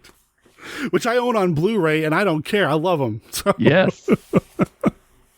Well, I've got this is the only Doctor Who that I've watched. I've got their B movie. I haven't watched it. I don't think it's supposed to not be great, but I think Deadly Bees, is that it? We got it on Blu-ray. I need to watch that, and so may do that this week. Well, if you watch it and if you think I'd like it, we can talk about it here on the show. Yeah, I will let you know how it is for sure. Okay. So I believe that, speaking of Monster Kid Radio, you're approaching number 500 soon, aren't you? Yeah, by the end of the year, I think. That's amazing, dude. Congratulations. Well, thank you. I appreciate that. It blows my mind. Yeah. That I've been podcasting for as long as I have, and I still feel like Monster Kid Radio has not gone on as long as Mail Order Zombie did, but I mean, it's lapped it at this point. I was going to say it has to have. There's no. Yeah. No, it's so you're just saying going. Like it felt like forever you were talking about zombies, and that the time just went by like that for Monster Kid Radio. Maybe that's it. Yeah, let's see. So May of 2013 is when I started MKR. Man, it's great. I remember first talking to you about it when I was going to get it going. You and a few other people. I was like, I really want to do this. I'm really trying to come up with a name and the whole bit. Mm-hmm. Yeah, it's been a while. But yeah, 500 comes up, I think, by the end of the year. I have no idea what I'm going to do. Yeah. Well, you got some time to start thinking about it. And I got to do something. Celebrate. You got to celebrate. Oh, yeah. And of course, I wouldn't be where I'm at with it without, all the listeners and all the special guests that come on. I love that we've developed some like Monster Kid Radio regulars, like having you on and some of the other people that come on more than once. And that you've kind of established a little niche, like you're the anthology guy, Anthony Wendell's my kaiju guy, and I've got different people that I go to for these things, and just having you come back means a lot to me. Well, I appreciate you having me, man. It's always fun to sit down and chat, both before we start recording and to talk about these movies as well. Let's say, listeners, to peel the curtain back a little bit, Larry and I probably chatted for about an hour before I hit record, so. Right. I think that's about right. Well, it happens, though. You're out there in Tennessee, and I'm out here on the West Coast, so it's the only time we really get to chat too much. So exactly. Well, I appreciate all of your support over the years. I really do. From the interview that you did with me for Scary Monsters to just kind of having my back on the show, being on the show, being a sounding board for the show. I mean, all of it. I really appreciate it. Oh, you're very welcome. You do good work, my friend, so keep rocking. I know you will.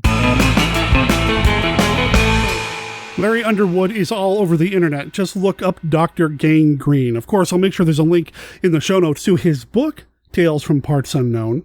And as soon as there's an actual web presence for the movie, Tales from Parts Unknown, I'll make sure I include a link in the show notes or somewhere on the website so you can find that as well. Now, as I said during that conversation, at least I think I did, I might have cut it out, but maybe I said it, maybe you heard me say that I've seen some of the footage. I have. Now, I've seen one of the short films that did get incorporated into this anthology. It's really good. Plus, I did a little bit of sound work on the intro and some of the in-between bits with Dr. Gangrene, and that was an honor to do. I really hope that they like what I did and they're able to use it. But it was awesome to see Larry doing what he does best, and that's introducing with great enthusiasm really fun horror short stories, just like you would see in something like The Vault of Horror. Larry, thanks for doing this. I really appreciate it. Thank you for everything that you've done for Monster Kid Radio over the years. It means a lot. Now, listeners, when we got done recording, Larry and I realized we didn't talk about any other screenings of the movie that are already set. We did record a section that I meant to insert into the conversation that we had, but you know what? I'm just going to play it right here. We'll also be having a second showing at some point at the Franklin Drive-In in Franklin, Tennessee. This will be our local premiere, pretty much, because I know I said it's in Kentucky, but it's barely over the state line of Tennessee. It's maybe 20 to 30 minutes outside Nashville. I mean, it's really close. And that'll be sometime, we don't have a date exactly yet, but sometime at the end of October. So stay tuned. I should have details on that very shortly. Right on. And because this is a drive-in screening, as is the world premiere, the chances of it being canceled because of what's going on in the world are very slim. These are pretty much locked in, done deals. I can't wait for people to see these things. Yeah, it could always rain, but rain or shine, we'll be showing it. Right on. Sit in your car. That's a drive-in. Hey, there you go. You know what, listeners? Not to spoil it, but I've seen the very opening of the movie, and there's a little bit of rain. So even if it rains, it's just kind of part of the experience. That's it. That's exactly right. We watched something last year at the drive-in, and it rained, and it was raining on screen. I can't even remember what the movie was, but it was pretty cool. It's like, okay, well, this is kind of appropriate. Although I don't want rain. No. We're not saying bring it on. We're just saying. That's right. We want clear skies. That's so cool, man. I can't wait to see the finished product myself. That's Me too. Exciting.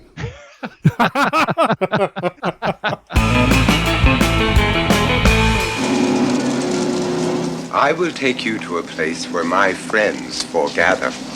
There you will find stories of such blood-curdling terror it will make your toes curl and your hair reach up towards the sky.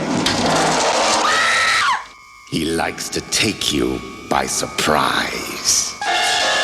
He likes to leave a very special calling card. It was the best blood I have ever tasted. He's giving you a very special invitation. 3 stories to shock you, chill you, thrill you, and make you laugh. There's a face at my window as the darkness closes in. Everybody knows about garlic and stakes through the heart. Yes, we all have our cross to bear. I'm just a sucker for your love. I'm just a sucker for your love.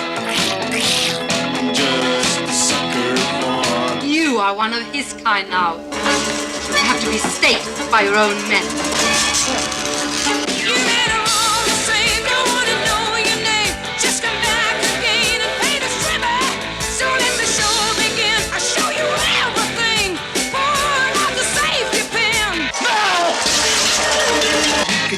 Songs by B.A. Robertson. Don't you look down on me. Night. With the strange twisted. The Pretty Things. The Viewers. Tell me I'm not going to let you go until you do. We must have our food. But remember, he likes to take you by surprise. You've been invited to the Monster Club. Come at your peril. Welcome to the Monster Club. The most terrifying form of evil is that which lurks within the human mind. This is Asylum, the incurably insane. Asylum, the ultimate in horror. Asylum, the prison of madness, where few enter and none return. Asylum, filled with stark, raving terror, from Robert Bloch, author of Psycho. See Asylum. You have nothing to lose but your mind. Asylum, from Cinerama Releasing, rated PG. Parental guidance suggested. I'd say for at least a year now, at least I think it's been a year, we've been running off and on a promo featuring the voice of this man here doing his best, I don't know, maybe it's a Peter Cushing impersonation, I'm not sure. A little bit. But he's promoting his ongoing story that he's been making available online, Dr. Cushing's Horrors. That's not right at all, is it? No. What is the name of the book, Steve? It's close. Dr. Cushing's Chamber of Horrors. Yes. See, I'm looking at your website right now under Cushing Horrors, and the banner just says Dr. Cushing's Horrors, Classic Monster Stories, which I'm assuming would be the name of, like, the series if there were going to be future books. But let's focus on the first book that's coming out at the end of this month. The end of this month being August 2020, yes. And that is Dr. Cushing's Chamber of Horrors. The overarching thing is CushingHorrors.com, which will take you to the main page. But in theory, there are at least 3 and probably more like 5 books that I hope to do in this series. And Dr. Cushing's Chamber of Horrors is the first one. And they all have Cushing Horrors in the title. So there you go. This is an ongoing story that you've been making available online, at least 40 chapters. Looks like 45 chapters, actually, now that I look at it. Yeah, it's long. And an epilogue. And a prologue. This is an epic for monster kids. Tell me just how many monster types are in this thing. We've got some vampires, we got some mummies, and we have a werewolf. Does psychic twins count as monsters? No, they don't really. Mm-hmm. And a mad sculptor. So we've kind of got the mad. He's not a scientist, but we've got a kind of a madman character. We've got a couple of different vampires in different forms. We've got the werewolf, and we've got 3 mummies, I think, that are actually appear, though not all of them necessarily walk in the story. 3 mummies appear in the story too. And it all takes place either in or right next to a house of wax, which is, I think, where the sculptor comes in, right? The Chamber of Horrors and the pre-wax works are housed in the Victorian mansion in London. You said he's not really a mad scientist. He's more like a mad curator, right? Yeah. Well, I mean, if you've ever seen any Vincent Price or any of the famous wax movies, you know what the character is going to be kind of like eventually. I mean, not everyone starts off as the monster, but people progress as monsters as the thing goes. You find out motives and jealousies and, past wrongs and all that kind of stuff. And people that may have seemed fairly normal at the start of the book may seem somewhat different at the end. We've also got a number of mystical, weird artifacts and a guy that's frozen in ice that people may recognize by the end of the story. We'll see. How long has this been in your head, man? That's a really good question. And I would say it's probably getting toward 5 years now. And it took me a long while to write it. And I did release it in draft form on the internet. And people can still read it that way if they want. But the edited version of something is always better than the draft version of it. And if you want to see it edited and printed, hold it in your hands as a book or an ebook, then this is the time, and it's pretty exciting, and I'm very excited about it. I'm doing some things differently in this book than I've done in some of the others in terms of format and handing some jobs to other people that I might normally have done to myself, including having an amazing cover by Mark Maddox, which I can't remember if I've showed you the whole cover or not yet. Have I, Derek? You have. When will that be made available for people to look at? Like, I don't want to accidentally post the cover on monsterkidradio.net, but I also want people to see it because it's pretty awesome. Believe it or not, one of the things I'm doing this time is I'm doing a cover launch before the book actually comes out, and then a major publicity blitz at the end of September and the start of October to try to get the word out for Halloween season, which is this book is an obvious great companion, great thing to be reading during Halloween time for all classic monster kids. But people don't have to wait till Halloween to get it. It's actually going to be coming out at the end of August, which means you want to get it now so that you're on top of it. So when Halloween rolls around and people are like, well, what should I read for Halloween? You're like, well, I just read this great book.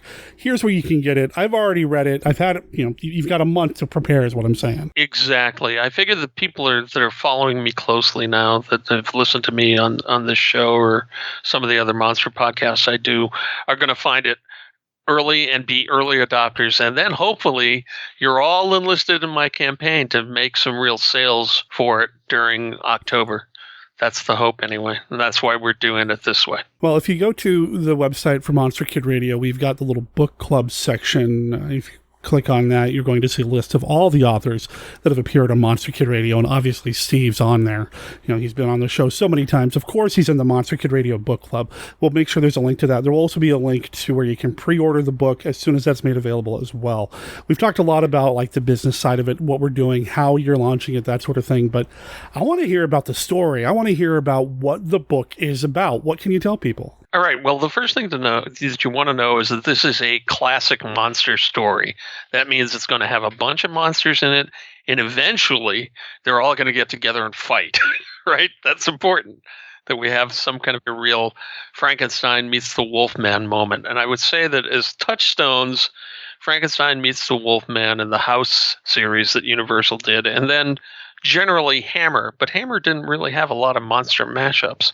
So you've got the Universal monster mashup combined with some of the Hammer sensibilities. It's a little sexier than Universal and that kind of stuff, a little more violent. But still, I was talking with someone today. It's like, was this a G movie? Is it a PG movie? And I'd say it's probably kind of PG-13. Maybe, that kind of old M audiences thing from the 1960s and 70s before they had the current rating system. It's kind of a little bit adult, but not crazy adult. So the story is about Dr. Cushing and his twin daughters who spend their lives collecting strange artifacts for their museum, which is Dr. Cushing's Chamber of Horrors. So inside it, they have things like an Iron Maiden that was used to torture people, and the noose that Burke and Harry where Burke was hung by, or his hair, one of the two, I think it's Burke, was hung by. The other one got away on a technicality, well, because he turned state's evidence. So there's stuff like that. There's a mirror and a bathtub from Elizabeth Bathory. There's a Fiji mermaid kind of thing. There's a fragment of the Tunguska meteor. There's a lot of strange stuff in the Chamber of Horrors. And the Chamber of Horrors is located in the basement of an old Victorian mansion in London. The floor just above it is occupied by a classical wax museum, which is run by Vincent Dupree, who is, you may recognize some of those names a little bit because there are plenty of tips of the hat and homages in this, as if from Dr. Cushing you couldn't figure that out. So the Cushings are in the basement running their thing. They live on the top floor, but their display is in the basement of this mansion. And then you have the waxworks on the main floor of the mansion, being run by the owner of the building, Vincent Dupree, and his wife, Victoria. It's the 20s and 30s, kind of a general time period between the two wars. And the economy's not so great, and neither of the businesses are doing so great. So the owners start to come up with ideas that may help them grow their businesses. And the Cushings get a new mummy exhibit that comes in, and eventually they kind of team up a little bit together. But while all this is going on, in the background, there's a lot of supernatural kind of things happening that no one is quite really focused on, even though the twins that we have in the story are, as I mentioned earlier, I think, are psychic with each other. And they're just 18, so they're young women, so they're seeing boys and that kind of stuff. But mostly they're running this exhibit that's full of just ghoulish and ghastly things, while their dad is out finding more exhibits. For instance, the guy frozen in ice that I think I mentioned earlier as well.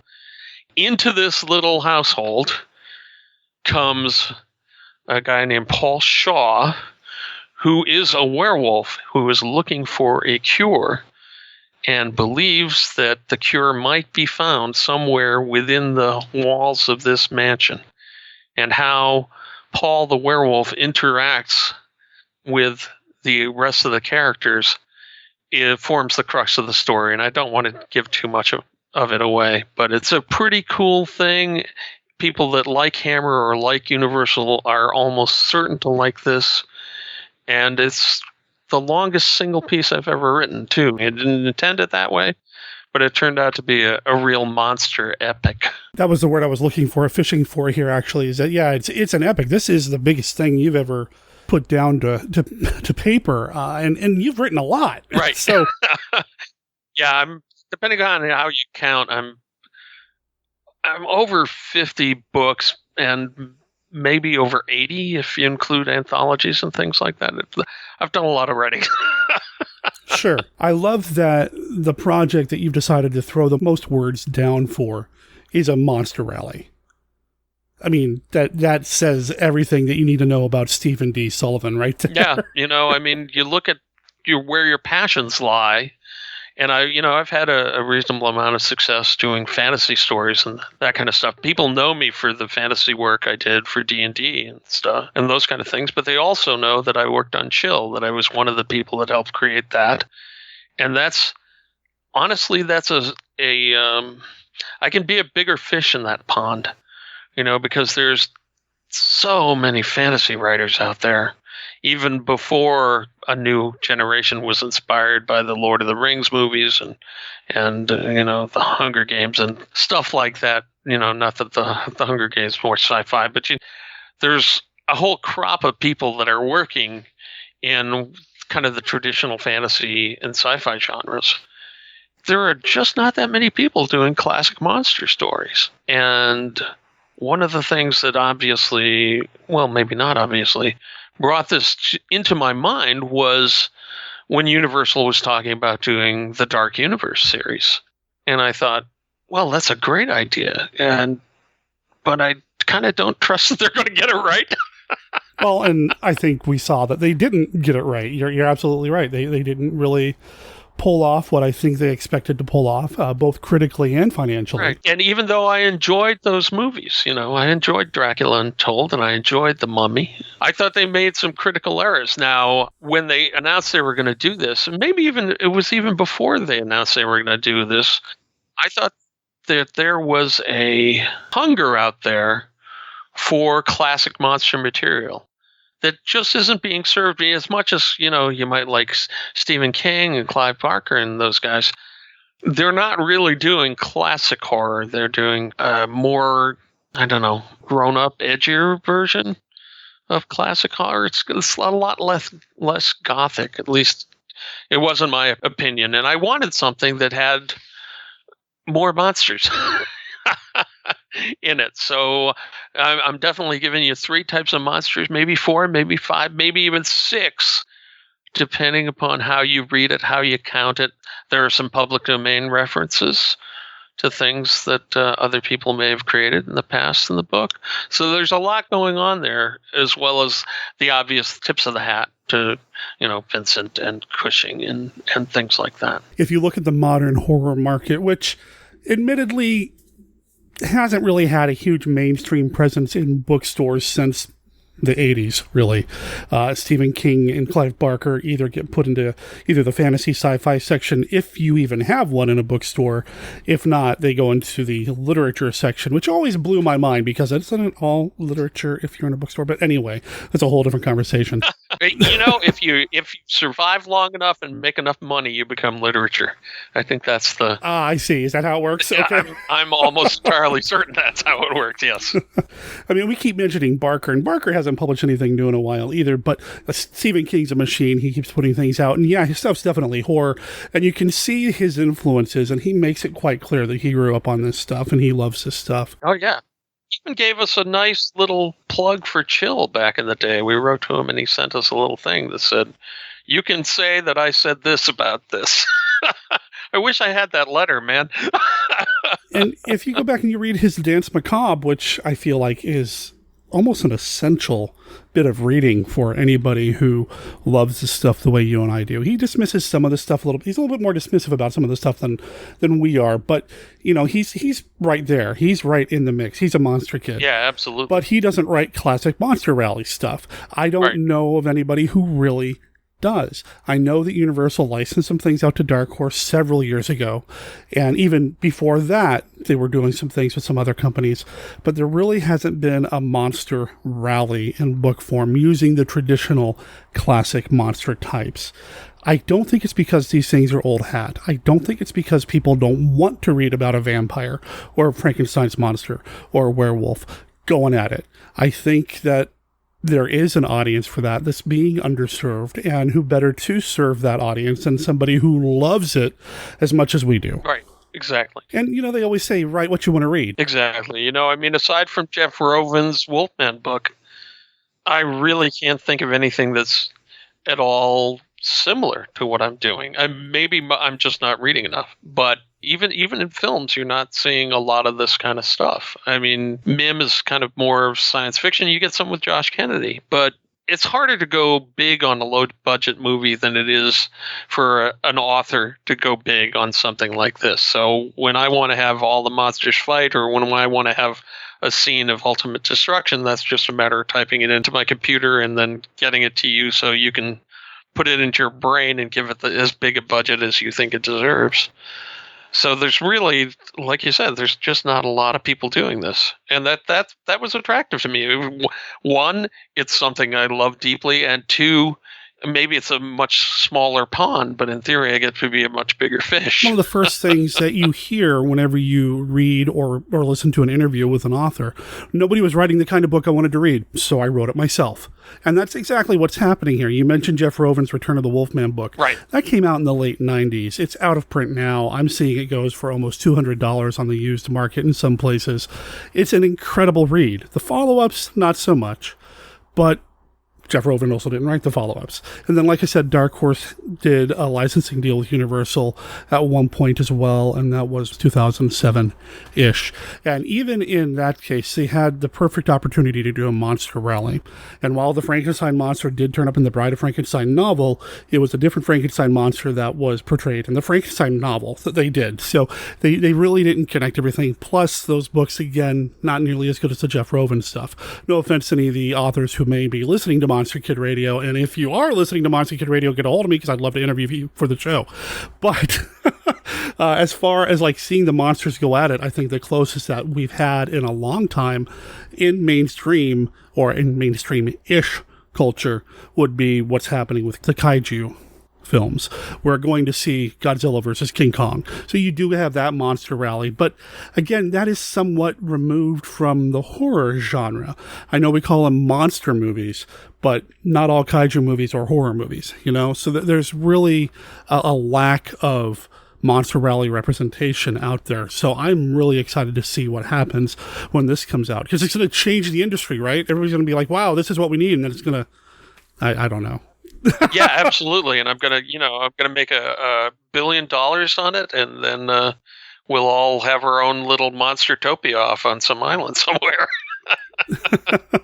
Amazon will get a hold of you and pick up the rights to turn it into a TV series that they, well, whatever. why not? Sure. You know. So yeah, it's going to take the world by storm. Of course, and that's why I've done some different things with this. I mentioned very briefly, got Mark Maddox, a great artist, to do a terrific cover for this. I think this is something that there's a demand for out there that is not being filled by anything else. And I think people would enjoy it. In the same sense that when I wrote my kaiju novel, I don't think there was a lot of that out there. And I still don't think there's a lot of it out there that reflects the kind of stuff we all love. There are a lot of people that maybe are updating it and making it edgier or whatever, and I'm not saying that this isn't edgy in places, but when you want to see a classic monster rally, you don't always want to maybe see Alien versus Predator or the Werewolf versus Vampire series and that kind of stuff. Maybe that kind of level of carnage and violence is not what you're looking for. Maybe you're looking for something that has a little more heart, a little more character in some ways. Not that I don't like Underworld. I like Underworld. I like Resident Evil. There's a lot of kind of more modern horror that I really enjoy, but that's not what this is.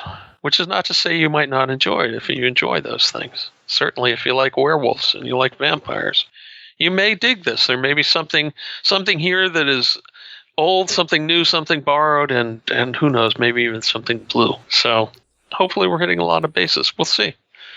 We'll see what people think. A couple of times you've mentioned Chill. Now, I know what it is because Chill has a very, very big part of my heart. But Chill was a role-playing game put out by Pacesetter Games back in the day. It has gone through several editions since then, at least 2 more that I'm aware of. But the original Chill role-playing game was one of the very first horror role-playing games on the market, and you were involved with that. And I want to bring that up because you're doing a role-playing game thing with Dr. Cushing. I am, which is another thing that I've never done before. Yeah, I was one of the people that started Pacesetter back in about 1984, along with Mark Akers, Troy Denning, Andrea Hayday, and a number of other really talented people. And our initial release was Chill, the classic horror role-playing game. So it's hard to say, yeah, if you like Chill, you'll like this. If you like the original Chill, you're going to totally dig this. Because the original Chill was inspired by Hammer and Universal. And it had kind of a sly edge to it and that kind of stuff. But it was a lot of things that people kind of take for granted now that a horror role-playing game maybe should be. At the time, one of the reasons we did it was, again, a market thing where we're like, well, we'd like to do some games, role-playing games that no one has ever done before, and what has been done in horror. And at that point, the only thing that had been done in horror was Call of Cthulhu, which I love as a game, which we used, when I worked at TSR, we had a Call of Cthulhu campaign running a couple of nights a week at one point, which was just a blast. But Call of Cthulhu is very different from classic Universal or classic Hammer. So I was one of the people that helped create the original Chill. I was the art director, but all of us were a very tight-knit group, so all of us helped develop the story and the way the game would work. And we'd chosen it, as I said, because it was something no one else was doing. And that proved really, really successful. And there were some things we did with the game that other people weren't doing. There was a market there.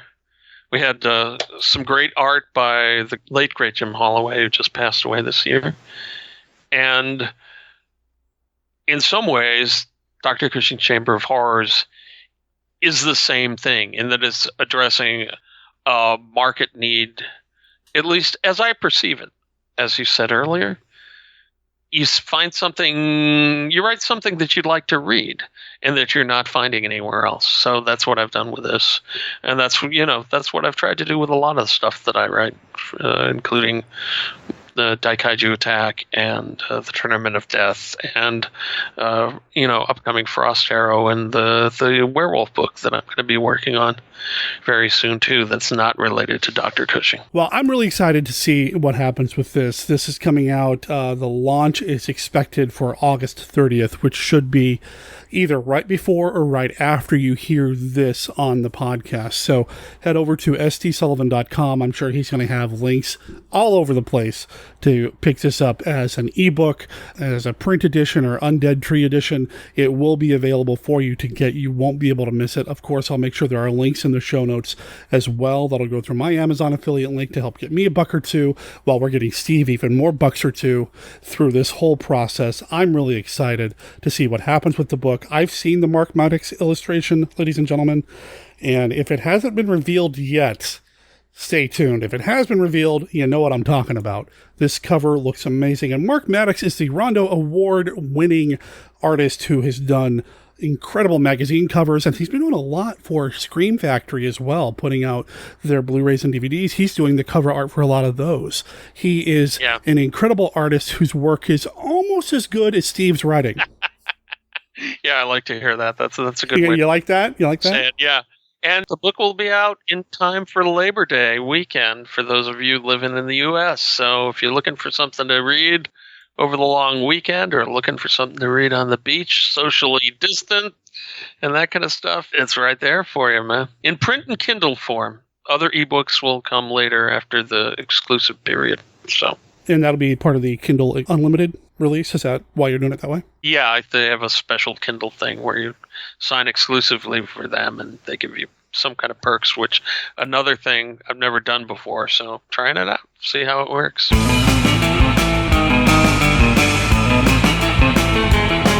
That brings us to the end of this episode of Monster Kid Radio. Thank you for being here. I really appreciate you guys and gals sticking around to the very end of the episode so you can hear about what's coming up next. What is next? Excellent question. And I have answers. So, first of all, we have the return of a segment, sort of, that's been missing on the show for a little while. And, there's been a couple of reasons why it hasn't been on the show. But I'm extremely happy to say that Dr. Tongue is coming back. Now, he's tweaking the segment format a little bit. It's not going to be every other week, but Dr. Tongue will be here next week with a brand new segment, and I can't wait for you guys and gals to hear it. Also, how many times do I talk about Ultraman here on the show? How many times do I tell you guys and gals I wish I could do something with Ultraman here on the show? I just don't have time, and I have no idea how I'd even put something together. Fortunately, a listener of the show, a friend of the show, a fellow podcaster, is going to take it on for us. Starting next week, you're going to hear Mark Madsky from the Monster Study Group giving us his beta capsule reviews of all things Ultraman. I think that's what he called the segment. It's a really short piece, and he's going to be doing this episode by episode, starting with the very first episode of Ultra Q. So that's coming up next week, and I can't wait for that to become a regular part of Monster Kid Radio. I love what Mark does, and when he offered to do this, man, I jumped at it.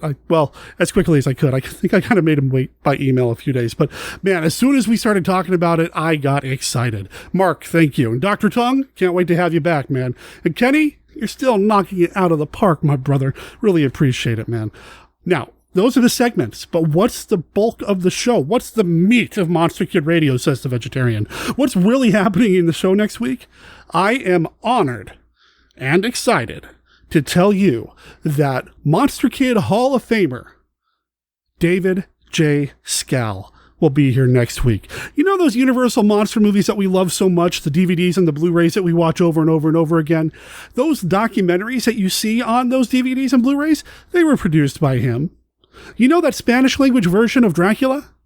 I don't think we'd have that in the pop culture the way we do. Well, what counts for pop culture for us monster kids the way we do, if not for David J. Skal. He's done so much, written so many cool books, and he's got a new one coming out called Fright Favorites, 31 Movies to Haunt Your Halloween and Beyond. It's going to be available for sale September 1st. So, if you want to get ahead, you can go ahead and pick up the book, and then make sure you're back here on September 3rd for my interview with the David J. Skal. Honored that he was willing to be part of the show. Super excited to share that conversation with you, and I hope I can have him back on the show down the line, but that's kind of getting ahead of ourselves. So that's coming up. Make sure you come back here in 7 days. We're going to talk about all this online through our Twitter page and our Facebook page and our Facebook group. Just look up Monster Kid Radio on your various social media outlets, and you're going to find us. Or you can find us at monsterkidradio.net, where you're going to find links to everything that we talked about here on the show, our contact information, links to the various books that we've talked about here on the show, movies we've talked about here on the show. They're Amazon affiliate links, so you're helping Monster Kid Radio out by going through those links if you're going to buy these items and add them to your physical media collection. Everything you need to know about subscribing to the show is over there as well, so tell your friends. We need more listeners. We want more people to be part of the Monster Kid Radio party. Party? How about a watch party? How about this Saturday's watch party? The Monster Kid Movie Club this Saturday, starting at 11 a.m. Pacific. We're going to be starting with a pre-show, a documentary of some sort, something. I'm not really sure yet. But then at noon-ish Pacific, we start the movies. And we have at least 4 movies lined up for you guys and gals this Saturday, completely free for you to watch. We have Voodoo Man. We have Strangler of the Swamp. And then we've got an Arch Hall Jr. double feature. Egaw, The Name Written in Blood, and The Sadist. I know, those 2 movies are completely different, but it's Arch Hall doing what Arch Hall does best, and I can't wait to share those movies with everybody. So come to monsterkidmovie.club on Saturday. Everything starts at 11 a.m. Pacific, but it's going to be going all day long. And like I said, it's totally free, and there's a live chat going through the entire screening. So get to chat it up with your fellow monster kids. So it's going to be a good time. I'm looking forward to it. And before I go, this was inspired by some screenings that we did in the Monster Kid Movie Club.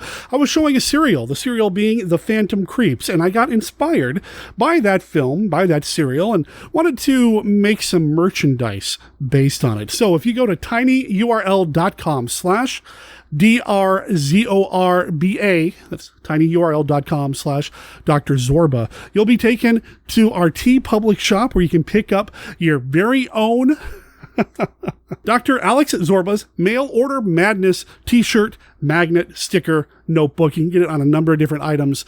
Just head over there, check it out, because this is a limited edition item. At the end of the month, it goes offline and you won't see it again for quite some time, if ever. So if you want to get your hands on this t-shirt, you know where you need to go. Plus, depending on when you hear this and you go over to the website, TeePublic is running a sale right now, up to 35% off site-wide. T-shirts start at $13, and the t-shirt sizes go up to 5X. Now, the larger sizes cost a little bit more, more fabric, but still, you don't want to miss out. Of course, there will be a link in the show notes, and this is really just going to go to the TeePublic shop that Monster Kid Radio has set up. So if you go to TeePublic and just look up Monster Kid Radio, well, you'll find it. Thanks for everybody's support. I can't wait to have you back here next week with David J. Skal and all the other new content we've got lined up. Until then, remember that Monster Kid Radio is a registered service mark of Monster Kid Radio LLC. All original content of Monster Kid Radio by Monster Kid Radio LLC is licensed under a Creative Commons Attribution, Non-Commercial, No Derivatives 3.0 unported license. Of course, that doesn't apply to the song Calling Dr. Gangrene. That's from the album Themes from an Imaginary Spook Show from the Jeano Roid Experience. Copyright 2015. They gave us permission to play their music here on the show, and we thank you very much for supporting the show in that way. My name's Derek M. Cook. I'll talk to everybody next week. Ciao.